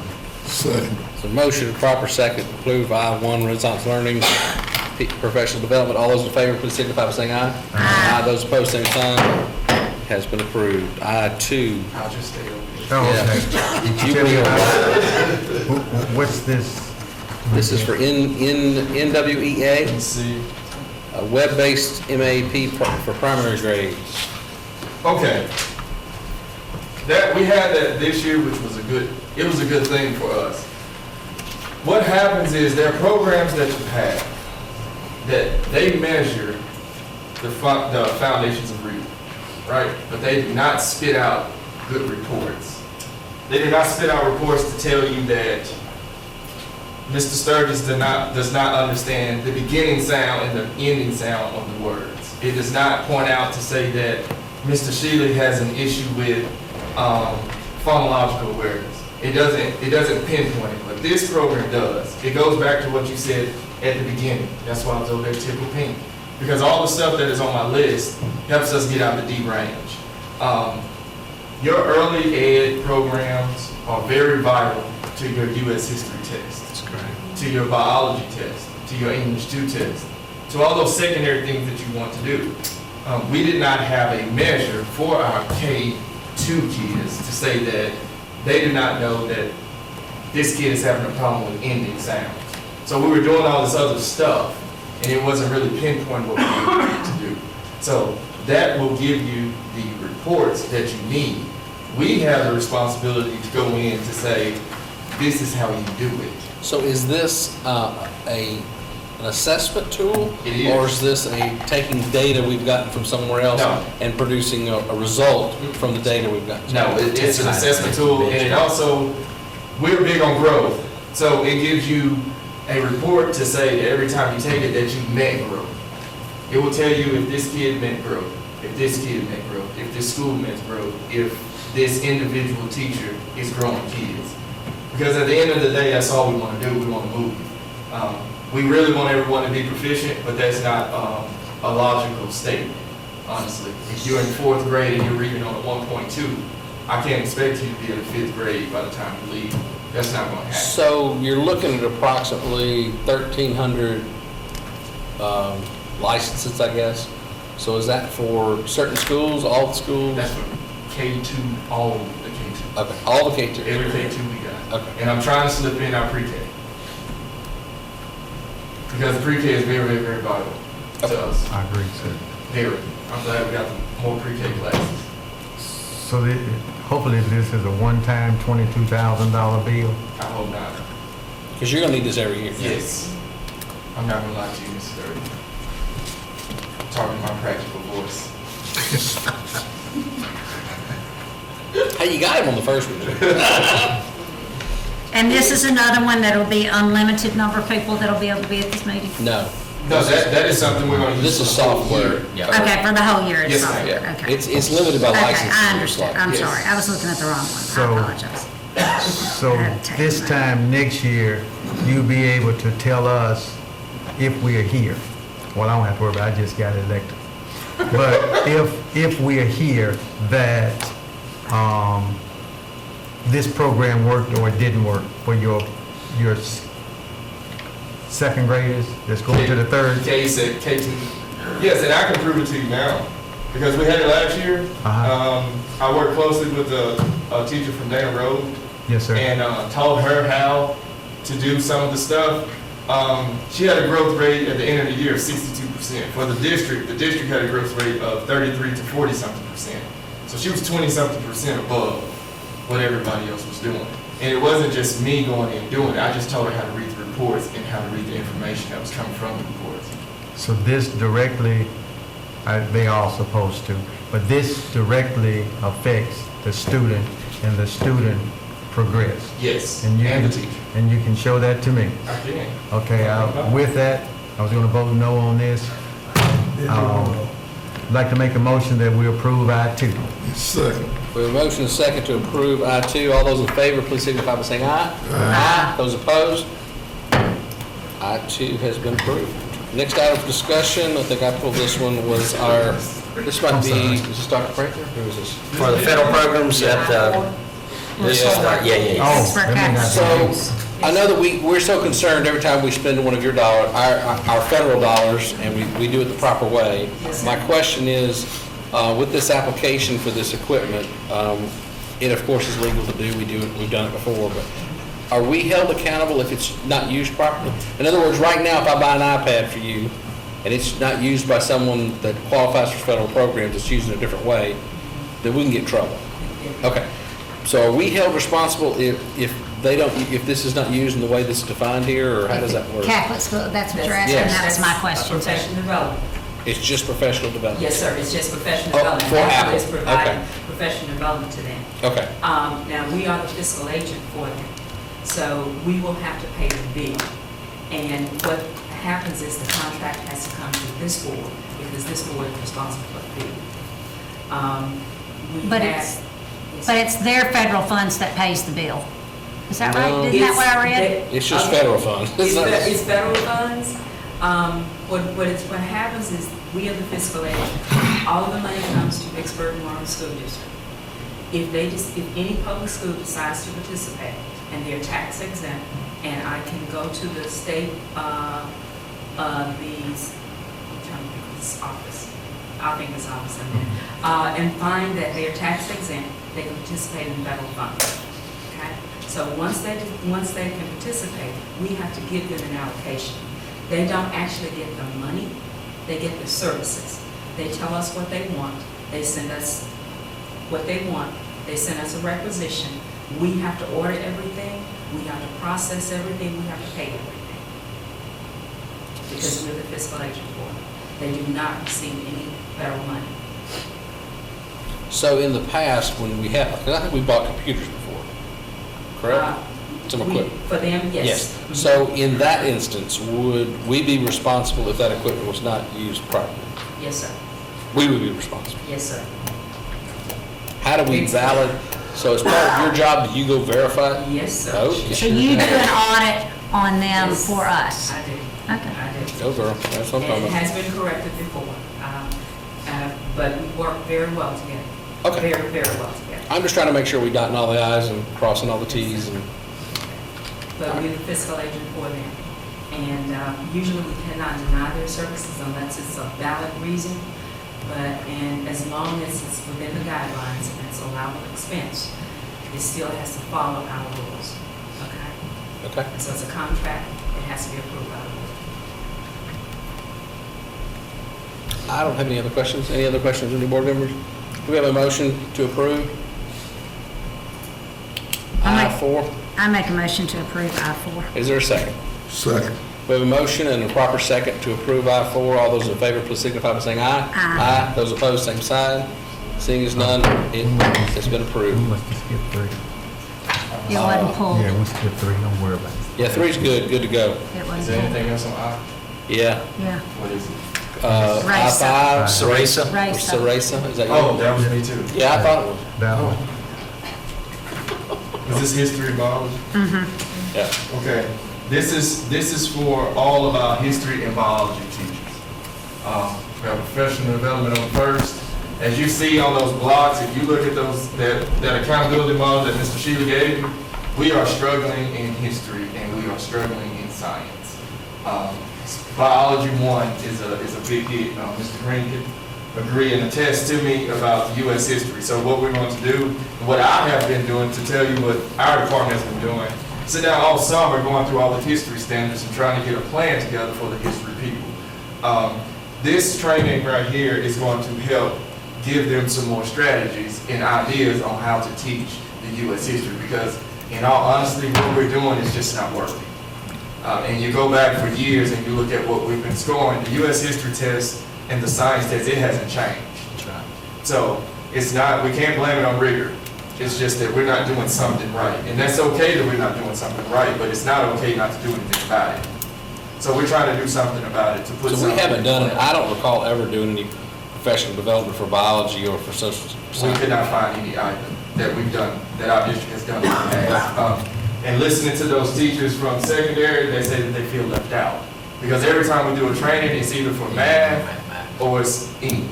We never do anything for the histories and the biologies or the sciences. Is this another one of those, it's an instructor coming in and many people put in the room? As many as we can put in there. Will teachers that are going to be with the early college be in this as well? Because that's Yes. secondary now? Yes, ma'am. That's everybody in our district. Okay. Everybody has a go with it. When you look at the score on the free ACT that we gave for juniors, what was this average, do you know, what the science score looked like? I mean, because I know it's a different test than the state test, but what was our average kind of science score? I can look up for you in about 3 seconds. What we've done is through Google Sheets, we've been able to disaggregate all that data. I can't think of it off the top of my head, but I can look it up and have it for you. Yeah, So that'd be are there awesome. any elementary school teachers that would benefit from any of this? Even Yes. the Yes. strategy you teach, it's not just, it is teaching toward probably the tests that our kids are going to take. Would they benefit from this as well? Yes, you could, because this is how I look at it. We do elementary to take the secondary test, okay? If you would implement some of those simple things from U.S. history in elementary, therefore give them some prior knowledge, to swing it all the way through to when they get to high school, they start talking about the civil rights movement. Okay? If you just knew what civil rights was at 3rd, 4th, 5th grade, that would help. Yeah, and the other thing we've done is we've talked to the high schools about aligning some of that academic language, because civil rights means civil rights, that term means the same thing. There's no reason to teach it differently. So those content specific, when you talk about biology, it's the rigorous content of the academic language is huge. I mean, photomyopathy, I mean, you got words that we can introduce to children earlier so that they hear it multiple years, so that we don't struggle when we get to the content base of those two also. And it keeps them from being afraid. Yeah. Because you'll find out that teachers that teach different subjects, they'll say, I can't teach this because I didn't go to school for it. Right. No one wants you to teach it, I just want you to integrate it into what you're teaching. So would y'all make sure we include some elementary, or were you already planning to, don't you? Okay. Well, and the other thing, and I'll put this open, and if you hadn't already, you can invite all of them. Please come on the first. Dr. Belcher has got every single PD on an invite through our Google, and those, y'all are welcome to any and all that you want to be a part of. First of August, I won't be. Well, believe me, for the whole year, they're out there. We already set out the I got about schedule. 11, I sent out 25 emails. Yeah, in a row. They're mad. Yes, sir. Our average at Warren Central for our juniors was an 18 on science, which is 5 points below what college and career readiness says for the intro biology one. It's 23. And I've heard Mr. Sturgeon say this many times. He says, if you don't know, how are you going to teach somebody That's right. to know? That's right. I've heard him say that a couple times, and that's true. I mean, that's all of us. If you don't know something very well, it's kind of hard to teach somebody how to do something. So I'm trying to combat you with all this, kind of give you all the stuff to give you more tools, and teach you what tool to use. Just because we give you a lot of tools doesn't mean you're gonna fix the truck. All right. Any further questions on I-5? Yeah, so just what's up, I'm really Did you happy. just hear what he said? I do. I'm really happy He said that just you 'cause we are give you all the going to the tools, lower that means you're grades. gonna Something you fix may the want to truck. think about too Where did that is come your foreign language. And Yes. throw in one or two of those because they learn so much at a lower age than they do when they get my age. That's correct. Yes. So, It's even- I'm glad to hear you saying you'll put this into the lower grades, because it does help. I truly can agree with that. Well, I like the shotgun effect. If we can fill the room and, a teaching strategy, Yeah. So, This- any questions? Oh, that's not. Do we have a motion to approve I-5? I make a motion to approve I-5. Is there a second? Second. We have a motion and a proper second to approve I-5. All those in favor, please signify by saying aye. Aye. Those opposed, same sign. I-5 has been approved. Next item for discussion is Kirkland Group, I-6. Kirk, oh, Dr. Prater? see, I told you by the end of the day that we were gonna be divorced. I want to know how these two, we've had them for a long time. I know the names backwards. And my thing is, are we integrating whatever they are saying to the teachers or with these professional development? Is it working? It appears that it's not, in my opinion, that it's not working. And we're just paying them. And again, that's Jim Sturgis' opinion, okay? And I'm only one vote. And I can't fathom myself to vote for this because it appears they just keep doing the same thing. Collecting that $1,450 or whatever it is, or however much it is, and they come back the next year and do Well, it the doesn't same even thing over and over. It doesn't even say here what it's for. At $1,450 per hour or per day. Per day. But whatever. And I'm just, and again, I have nothing against them. I just want to know how they are helping the district. Show me something where they are, as that young man so convinced me that to vote for something I really was going to vote against. I won't tell you no tale. If you can give me something to slap me in the face and tell me that this is what they at least they did something, then I can agree with it. Okay. I put this before you all because we do an annual contract with them. The building principals decide when they want to bring them in. The thing that I am making sure of, if the building principal decides to bring them in, and I have only one principal that has a request thus far, we will have a contract for them. And as Mr. Sheehan has said, we have cut down tremendously on consultants, and that's because of the curriculum team has been going out and providing professional development. But based on what I hear from the building principals, and I talked to the building principals about it, the Kirkland Group is one of the best groups in math. And the principal that decided to contract with them this year, or has requested to contract with them this year, is asking for math, but he also asked for language arts. But according to building principals, they are one of the best in consulting. Okay, and I don't want to know the name, but the building principal that said they're good in math, did their scores go up or down or remain constant? If I recall correctly, I don't get individuals, I have not gotten individual scores yet. Yes, ma'am. So I would say remain constant. But I have not gotten scores yet. Yes, ma'am. Okay. I think the building principals just have it right now. Yes, And ma'am. then one thing I might mention too is that the staff does change from year to year, and I try not to interfere very much in what the building principal tells me that they want, like the building principals that were here before, that's federal money, but I don't go out and select materials for them because I feel that they know what's best for their buildings. My objective is if it is something that the board has to approve, I want to make sure that it's approved and the board has said it's okay to bring it in. When it comes to the requisitions and things, we all still have to look at those one-on-one they still have to have the monies in their accounts in order to bring them in. But it's always a decision by the building principal. So for both Kirkland Group and for Bailey Group, you're just asking to approve their daily rate Their daily rate. based on the principals, because the principals develop, and you develop the plan for each building. Yes. They're given a certain amount of money, and this has to, they have to stay within their means. They have to say what their means. Basically, I said yes to developing the plan, but the building principal has a professional development plan along with Lynn Case. Lynn Case ensures that they are taking care of professional development. Can I extend a recommendation from me for Mr. Sturgis? I know that each one of these do data tracking of their progress based on a specific goal. I'd like that to be available to the board. I know it's in the federal plan, there has to be specific data that identifies the need in order for them to have that as a goal. But when they specify what that would be through the Kirkland Group or the Bailey, and I know Bailey already does it, they do it as part of their service. If at that point, we need to be able to identify and demonstrate that their services are rendering results.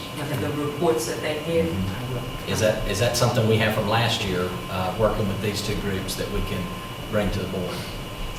I don't have it, they give it to the building principals. Okay.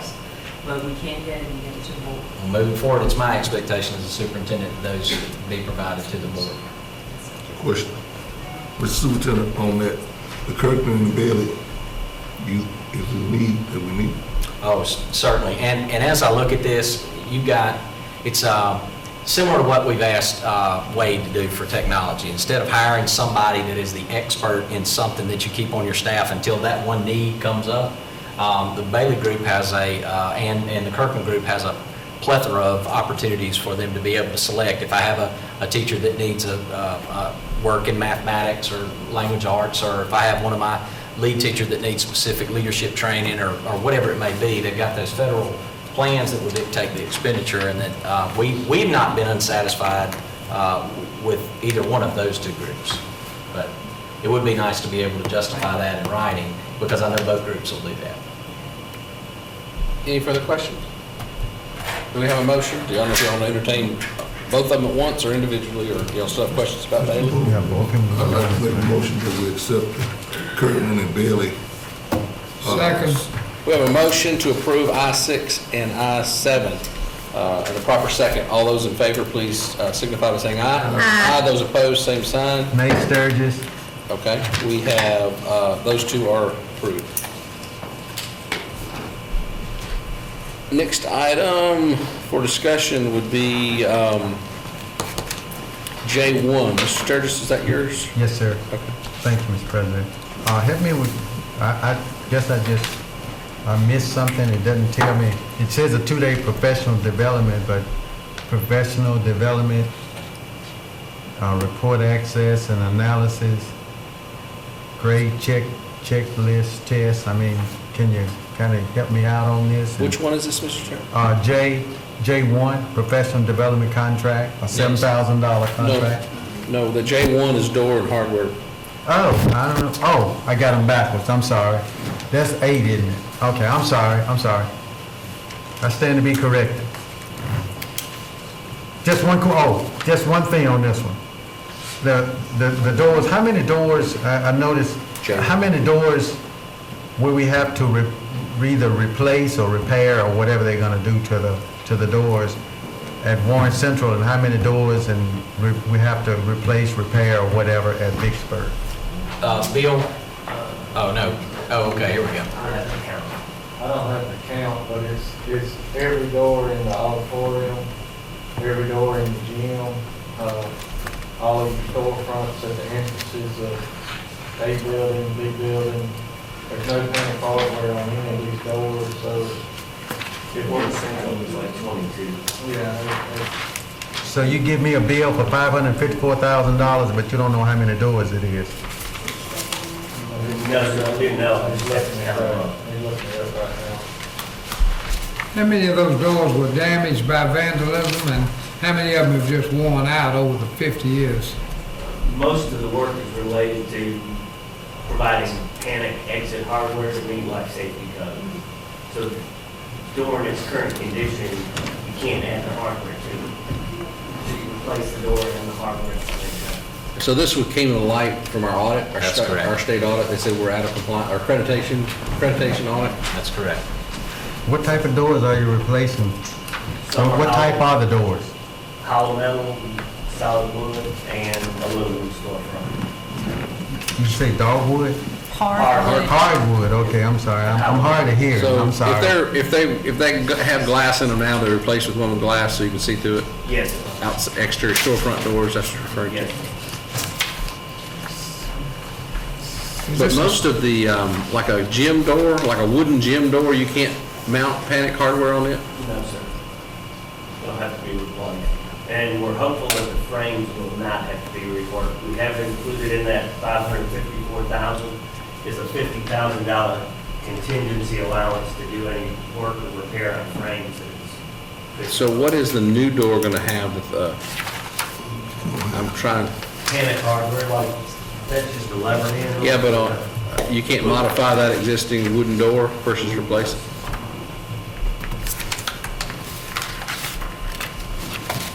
Okay.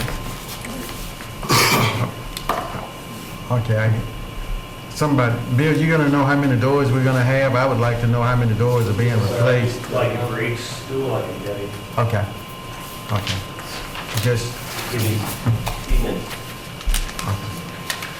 I mean, it doesn't have to be tonight, I'm just curious on how many doors, so we can divide that into 554,000, so I can see how much a door costs. Can't add well, but I just want to know. Okay. This is also an estimate of the work, correct? No. This is a bid. Hard bid. Is that the efficiency? So who's doing the work? The apparent low bidder was a contract out of Jackson called Paradigm. Oh, okay, I've got the wrong piece of paper. Are you not on the right list? Yeah. Do we know how long it's gonna take for them to, do the doors? They have 165 days from when they get their notice to proceed For both schools, for all the schools. All I believe schools. there's 8 schools? Like get every school we have in compliance with MDE. 8 schools? So well, that also. Only 8 schools were not in compliance? Right. Okay. Our newer schools, Sherman down, were in compliance, So that all will. of our additions were in compliance that was put on, the newer additions that was put on, but everything that's got a thumb through lock on it, where a kid cannot, like a kid is leaving the gym, they want to be able to hit a tennis hardware and push the door open. And right now, we have thumb through locks, some doors we have are keyed, and you could actually lock the kids in through if you exit. The gym, auditoriums, you know, if it's an emergency, they have to get out, they need a panic hardware, when they hit the doors open, everybody can get out. As it is now, a lot of our places, they actually be locked in from the outside. This will remove the need to have chains on the doors to lock the building. Yes, that's right. The shooter came in? Jesus.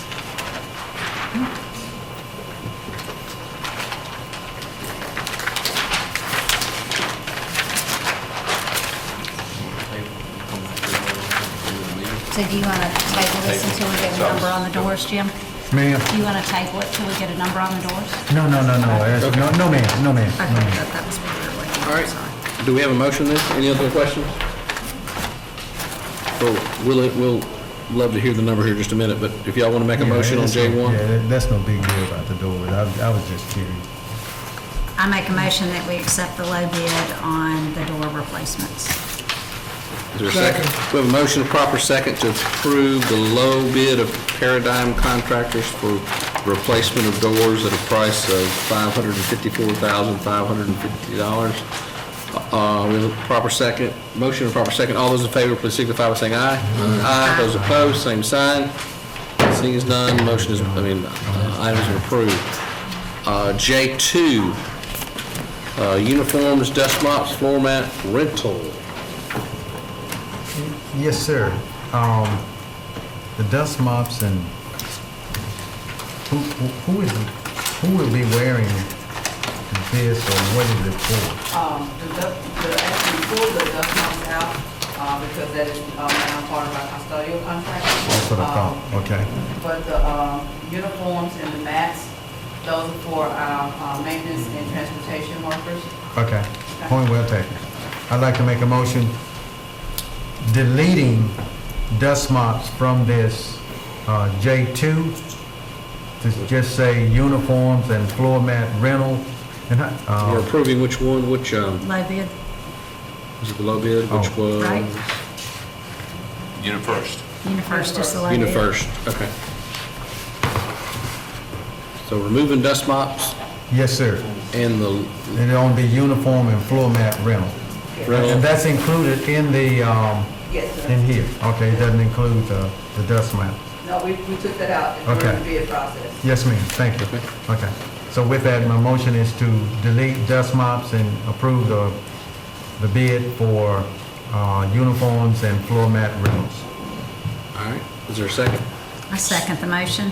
We have a motion, a proper second, to approve the bid for uniform and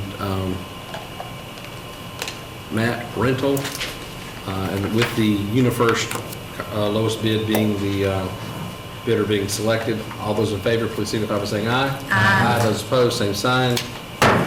Motion carries. Next for discussion, under K2, request for Davis Island, from Davis Island Company. I only have one question. And let me say, first I need to say that I have to apologize to the senator because I accused them of doing something that the governor did. So I apologize, Senator. Last month I did that and I was in error, and I can admit my errors. But it was the governor. It was done, but it was the governor instead of the House and the Senate. So, sir, you have my apology. No need to Now, apologize. on I'm the- used to it, Mr. Sturgis. On the section 16, what they're trying to remove. And, yes, What ma'am. they're trying to remove, Yes, ma'am. it's just some trees that were left as a visual buffer, and now the trees, the road cannot dry out because of the trees. So they decided on permission to remove the trees, but we will get the money for it. And then we'll be able to, we'll make a little money, but will they be able to seed again and put some trees, or that'll forever be? Yes, they'll put it back. Okay, It'll be small. okay. But they're cutting it back so the road will drive. They'll actually seed it back, you think? They probably would, but they probably won't let the trees get as high. I would think they would, just for a visual, deal, but they probably not let the trees get so large that they are keeping the road from getting dry. So this will help the persons that's driving on the road as opposed to us? Okay. And one assurance, Mr. Sturgis, they can't actually cut, they don't have permission to cut any trees through their lease without getting your permission again. So, 20 years from now, it won't be you, I presume. That's correct. I don't But, know. No, that's correct, sir. Or me, or probably the rest of us, but they would have, if they cut or trim, they've got to come back and get your permission to do it later on. Yes, sir. Thank you. I'd like to make a motion, we accept K2. We have I second the And then a motion. motion, a proper second, to approve K2. All those in favor, signify by saying aye. Aye. Those opposed, same sign. Has been approved. Items for discussion. You want to run through those, Mr. Superintendent? Yes, I've included these, and of course, some of these you've seen before, but I wanted them to be on discussion items because we added them. Monday, Briggs and I met, we went through quite a few of our contracts, and the School Innovations and Achievement, which is attention to attendance. That is a service that is provided off-site, and what they do, based on the data that we received of chronic absenteeism and the difference between regular absenteeism, chronic absenteeism. Chronic absenteeism is how many times one kid is absent. And what we found is, even in some of our parents, our notification, we're reporting it to truancy officers, and we are doing the call-out systems. But what this product does is it sends letters out and pre-schedules through a dashboard for our counselors to come in and do a criteria or a curriculum through them, and then they share the importance of the student being in the classroom.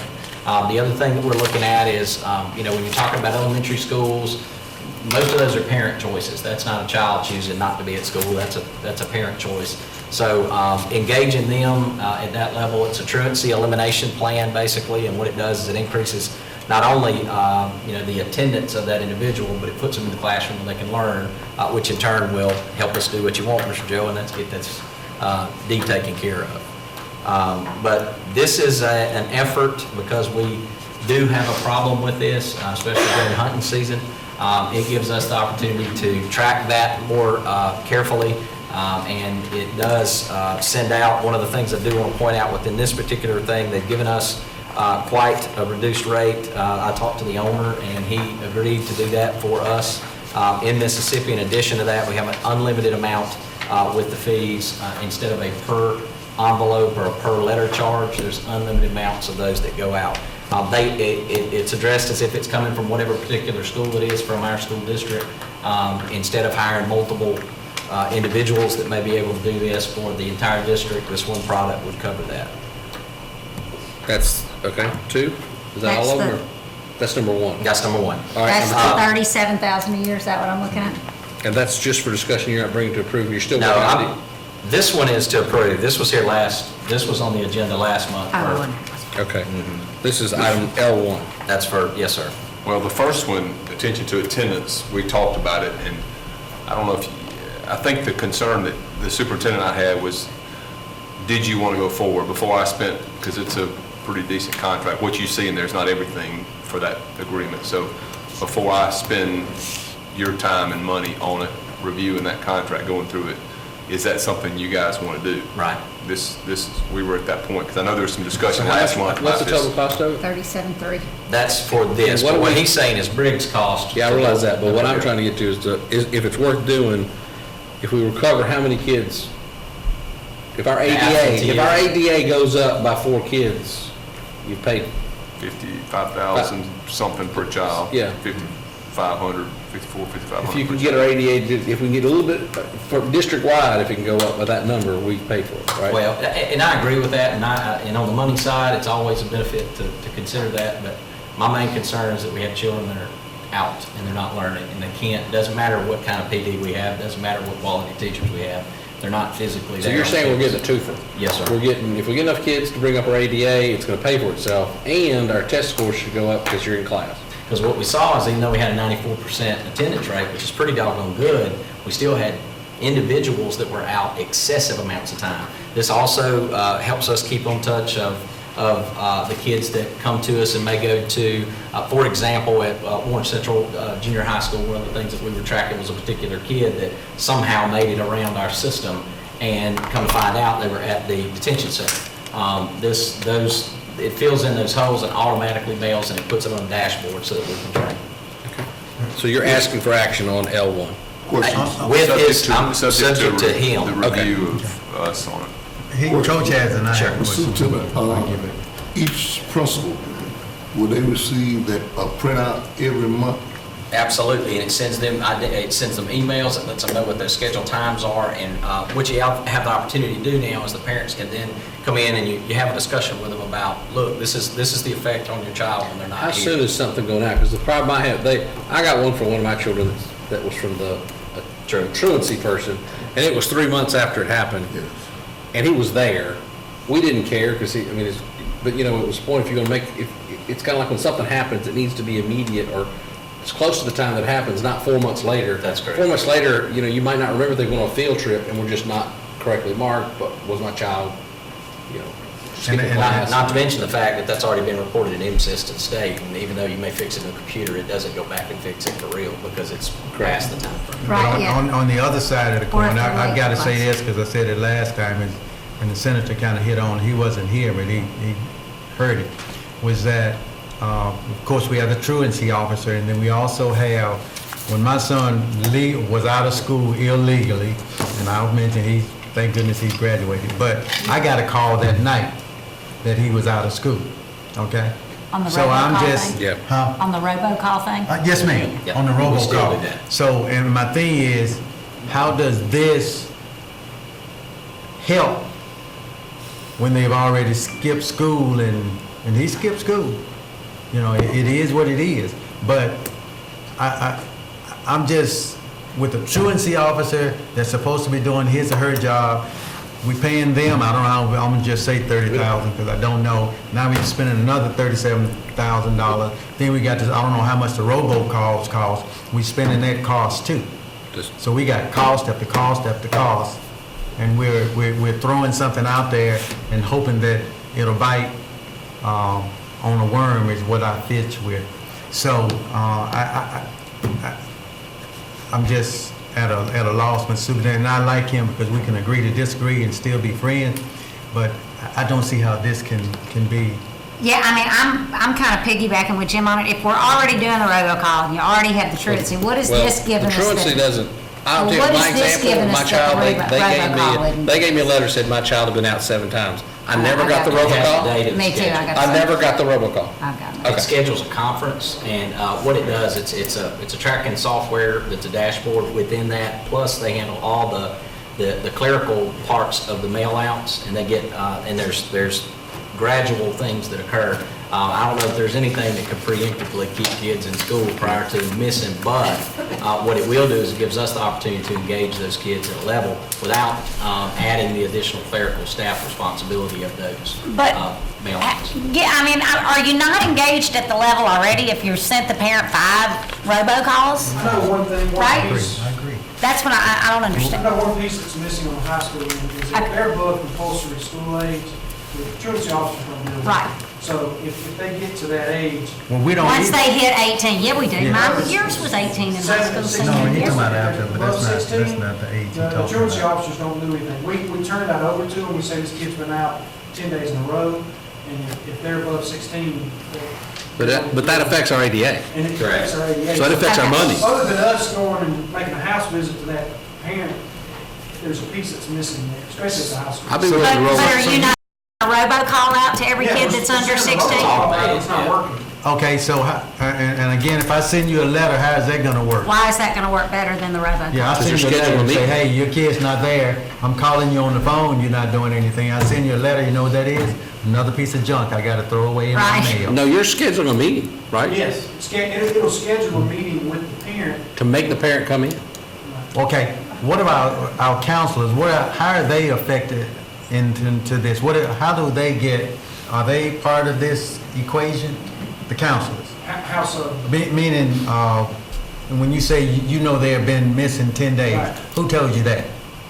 Well, our statistics from SAM tells us that. Our students. Okay, so you getting that information? Right. Okay, so you already getting the information here, so you just give this to them to send a letter out? No, the letter, no, we don't get, that immediately comes from the clearinghouse. Our folks don't touch the paperwork, they don't write the envelopes, they don't mail the letters, that's the service that's being provided. It's a What it does clerical do is service it that we immediately don't pay prompts for. us A stamp clipper. and in that dashboard to schedule that particular conference, and it rolls it into a calendar of the dates that are open. And then we come in and have conversations with the parents. Okay, and what if I don't come? I'm just asking, what happens? And there will be people that choose to do that. People disengage with their kids all the time, but this particular group, when they came in, we looked at their track record, and they do have evidence of reducing chronic absenteeism 7 and 8%. And So how would that equate to ADA? You can't really. well, it really matters if our legislation winds up making a move towards average daily enrollment, because it looks, membership, because it looks at 95% over the course of a year. And we were very close the last couple of years. And what we found is, because we got that first data about the chronic absenteeism, I was like, man, there's no way. But when we started pulling individuals, we have kids that show up at court that have multiple days that are out. And it gives us another avenue to make that go away. I guess I'm still not seeing what it helps eliminate from our standpoint. I just am not, I mean, because if we're still going to do the robocalls and Mr. Green still is gonna follow up with kids. No, I guess. well, I mean, you're gonna- Well, he still follows it. You don't pay attention to kids when they're out of school. I know you do, We 'cause do, but if the avenues that we have in place now, which is our resource officers, if they're not going to fool with it, then it's hard for us to put that accountability in, other than making other phone calls to those students and parents. Any districts in our immediate areas that has that? No, sir. I mean, I personally, I don't know that a letter is gonna be, I'd like to send them, if they didn't show up for the meeting, we send them to Judge Price for contributing to the delinquency of a minor. but Is it not contributing to the delinquency of a minor if you're not? I mean, I applying your don't know how child to the impactful a letter is gonna be. Same way Well, of bill this is these. that discussion, legal discussion, we'll have later. Okay. Can you see that on my bird? What'd you say? No. I have no other questions, sir. No other questions. So do we have a motion on L1? Are there any no other questions? No. No motion on L1? All right. All right, L2. Next one is Graduation Alliance. Rob was the guy that came in to go over this. We currently have been looking for, and I know unfortunately there's been several of the executive sessions which resulted in us not being able to provide specific services for children due to expulsions, and this is one of those answers that we can do. In addition to that, they go ahead and take the kids that are no longer with us. These are kids that are not on our rolls, that we're not currently serving, that are dropouts. They are gone, they're not part of our school district, but they could be. They re-engage them on an online approved school. This was on the agenda a month ago, and I told you that I had a meeting with MDE. MDE has approved this for 3 districts only. It's us, Biloxi, and JPS. Those are the 3 pilot programs that they're allowing this. There are seat time issues that we had to be cleared of before I felt comfortable making sure that this was where we are.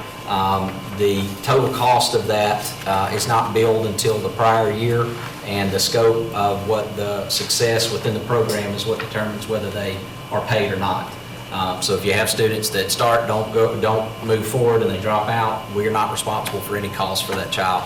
And they hold that bill until the following year when our MAEP comes for the kids that they are. So we technically should offset the cost of this with the recovered MAEP. Absolutely. In addition to that, what they do is they do a lot of cohort tracking data for us, which seems to be one of our struggles historically that we're putting in place. The work that they do automatically aligns that so that you can find if a kid left, if they're gone, if they transferred.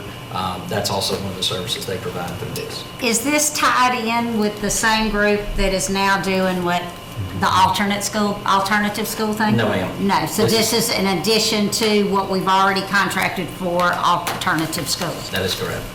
And we don't have to pay if No, this is, They don't go get them, we do not pay for them. And the other thing that they do is they find the kids that may be willing to come back that are undercredited but still able to graduate within that cohort, and then we re-engage in those conversations and pull them back into the regular school at that point. But they make physical contact with every one of those kids that are dropouts. but wasn't the new program, and I mean, I'm not going some of the new things we've done, it kind of all starts running together, and I apologize, but the new program that we're doing for the alternative school that has that funny name.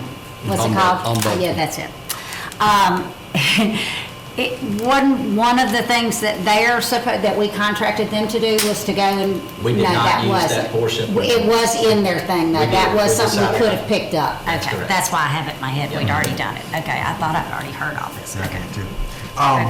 Okay, when you say we will pay, and I promise you, I skimmed through this, and on page 5 of 7, will we pay the MAEP, the $5,900 is what's showing in here? That's what we would pay? Yes, sir. Then? And what they do is they'll cap that during that MAEP allocation time, which is in that first 2 months, which September and October, report together. And they will take a total number of enrolled, and that will be the cap for the whole year, based on they have to budget for those number of kids no matter what. So if we have 50 seats or 100 seats, he seems to think we can get quite a few kids back engaged At that point, because fundamentally, they're already dropouts. There's no way they'll be graduates And we're not getting in the any more. cohort. However, the ADA will be there. So at that moment, that group of children, that group of seats will then carry out the remainder of the year. If those kids at that time frame, they had X number of kids that completed the program at the rate that was appropriate, then they will report those numbers the following year. That's when our bill for these kids that were nowhere with us. And it's up to them to go, prove that they can make it happen, because if they don't make it happen, they don't get paid. And I wish everybody we did business with did that. Okay, so this is my next question. All right, if we didn't decide to when y'all were looking at the contract for ombudsman, if we chose not to do this same program with them, why are we choosing a different Well, it's not, place? this is not the same program. Okay, it's not. No, ma'am. Okay. The ombudsman offered a alternative school placement if they were on site. There is no, when in Mississippi, there's only one current approved, and those are coming, thanks to a bill by our senator and MDE's work with virtual schooling. Currently, the only initial credit you can earn in the state is with Mississippi Virtual Schools. Now, we hope to see that change. They've got a list that will be publicized as soon as they can get it to us, is what I've been told. This has already been approved by MDE. This is an initial online instruction that they can receive for first-time credit coverage. There is nothing else like this at this current rate. Okay. And we are one of three. Has that have this been chosen to contract, participate. are you asking, what are you asking us to do with this? To approve this contract, we got it done at 11:30 this morning, and there's one amendment. Did they get? I gave it to Shannon. Okay. They changed. Pursuant attorney's review, you're asking us. Yeah, I've reviewed it. Okay. Let me ask Sure. one other thing, and then, Mr. President, you can do as you please. I think I got this part right this time. Our legislators did not fully fund MAEP. So these students, I'm not included in your MAEP now. So how will we get the money if this company brings me back?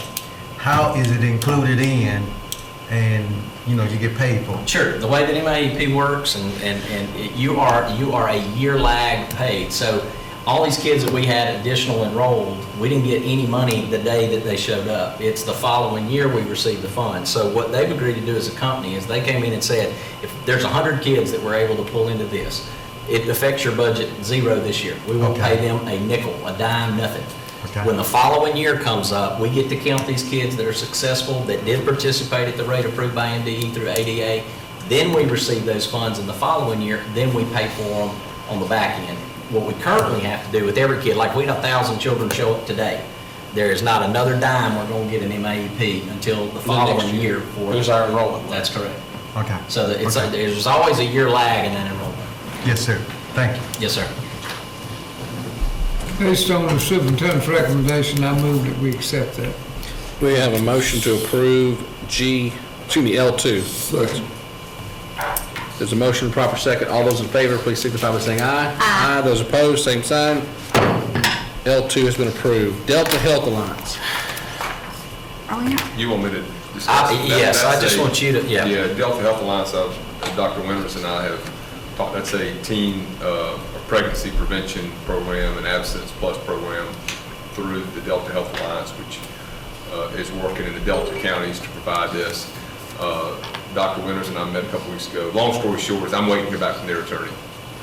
And I did not get in touch with their attorney as quickly as I should have, but I left a message with their attorney and haven't heard back from them yet. But I'd like to table L3, please. And I got the price down to a reasonable nothing, so that was pretty good on cost.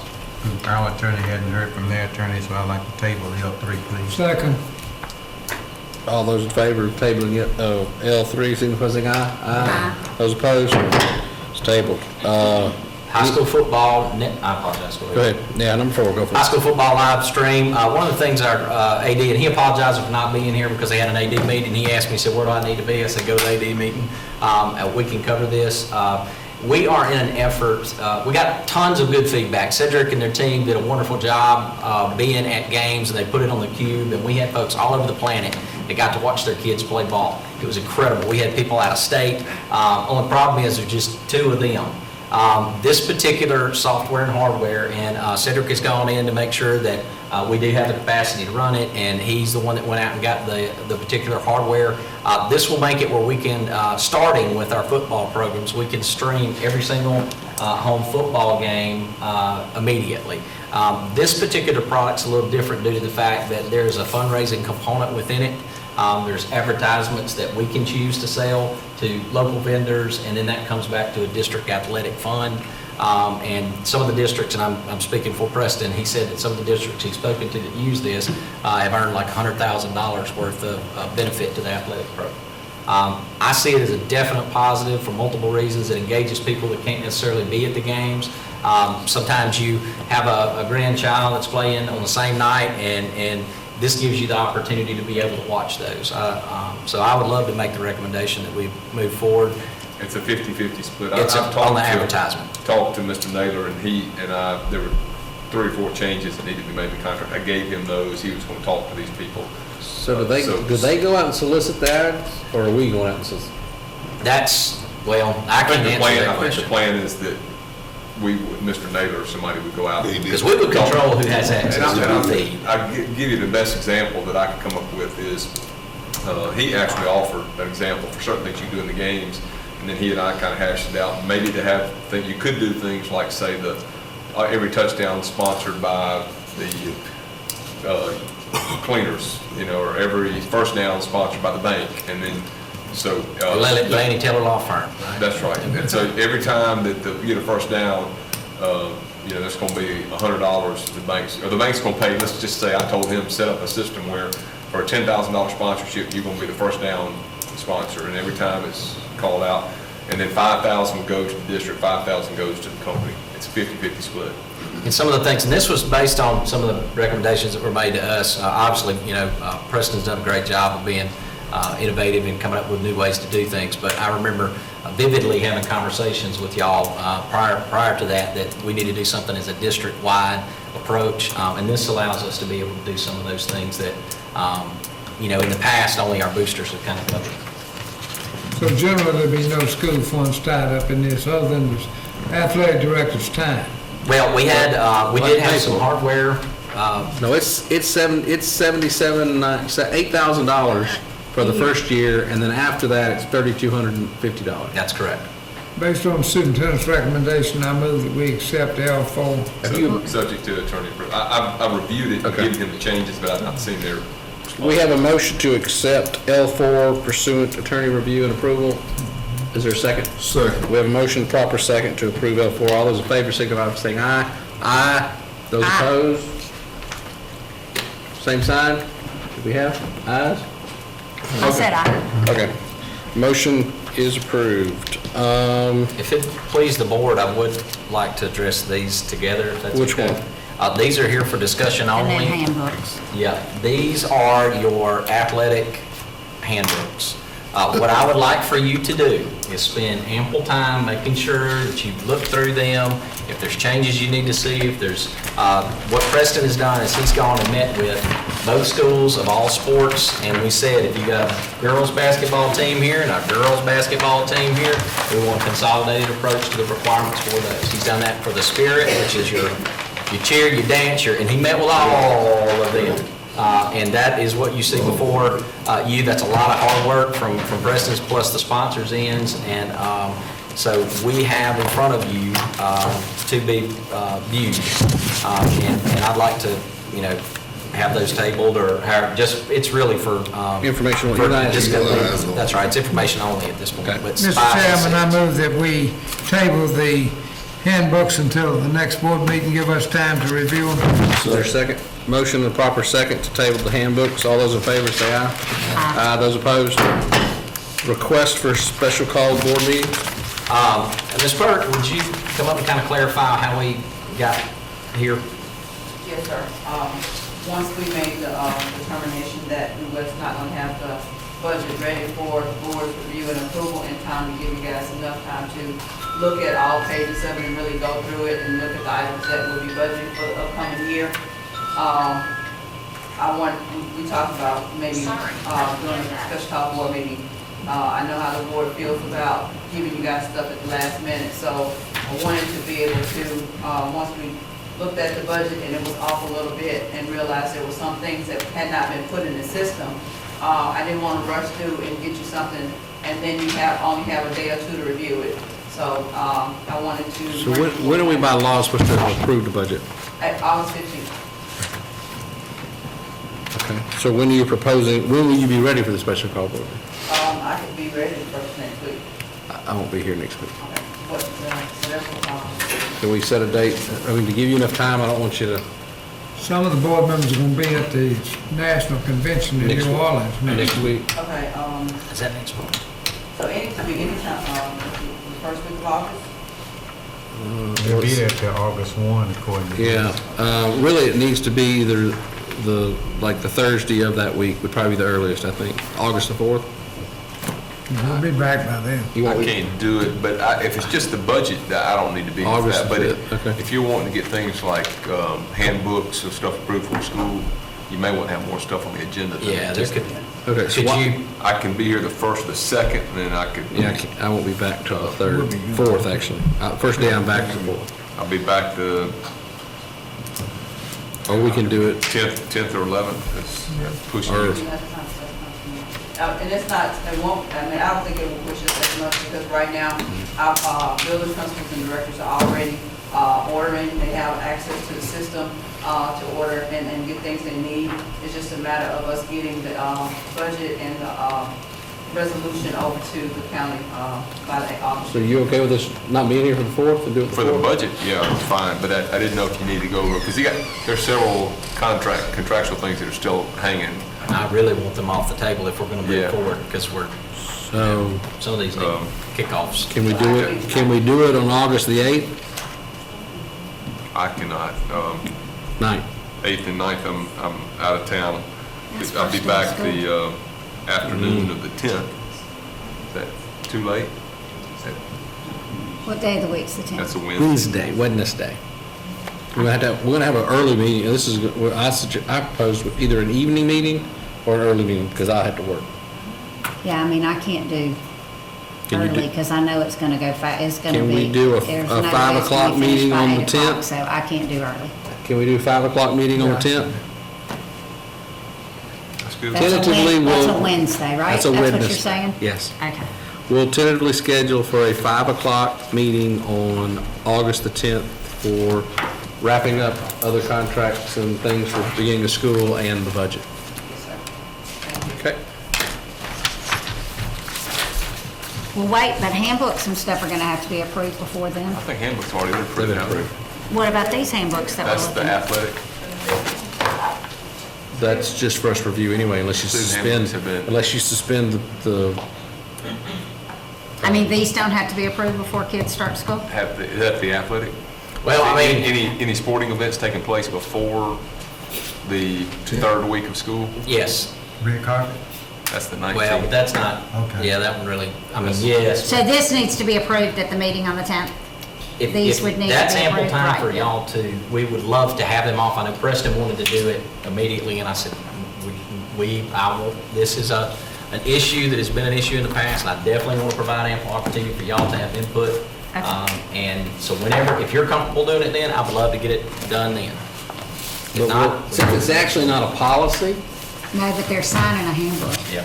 It isn't. but no, my point is, normally our policy says that when you have a new policy, it sits for 30 days. Yeah, but This is not a it would policy. be a policy, and there's an You would exception if you suspend have it. exigent circumstances, Okay. something's got to be put in place. All That's right. different. And did you say that there was, yes, sir, Okay. thank you. Did you say there was something that was not put in here that was added? You mentioned something right at the top. Or is everything in the two? Something Oh, y'all had? Oh, yeah, as far as I know. Oh, it's all there? Okay, Yeah, Shannon, okay. they're, Okay, I may have been hearing I was something. just saying, we've got some contracts, some other contracts that we're still, Oh, he's just saying. Negotiating y'all and still have working on. contracts Okay. Approved with that special call. That's what he said. I can't Mr. Chairman, I move we adjourn. We have a motion to adjourn. Second. We have a motion to second. Before we leave, Thomas, did you have fun? No.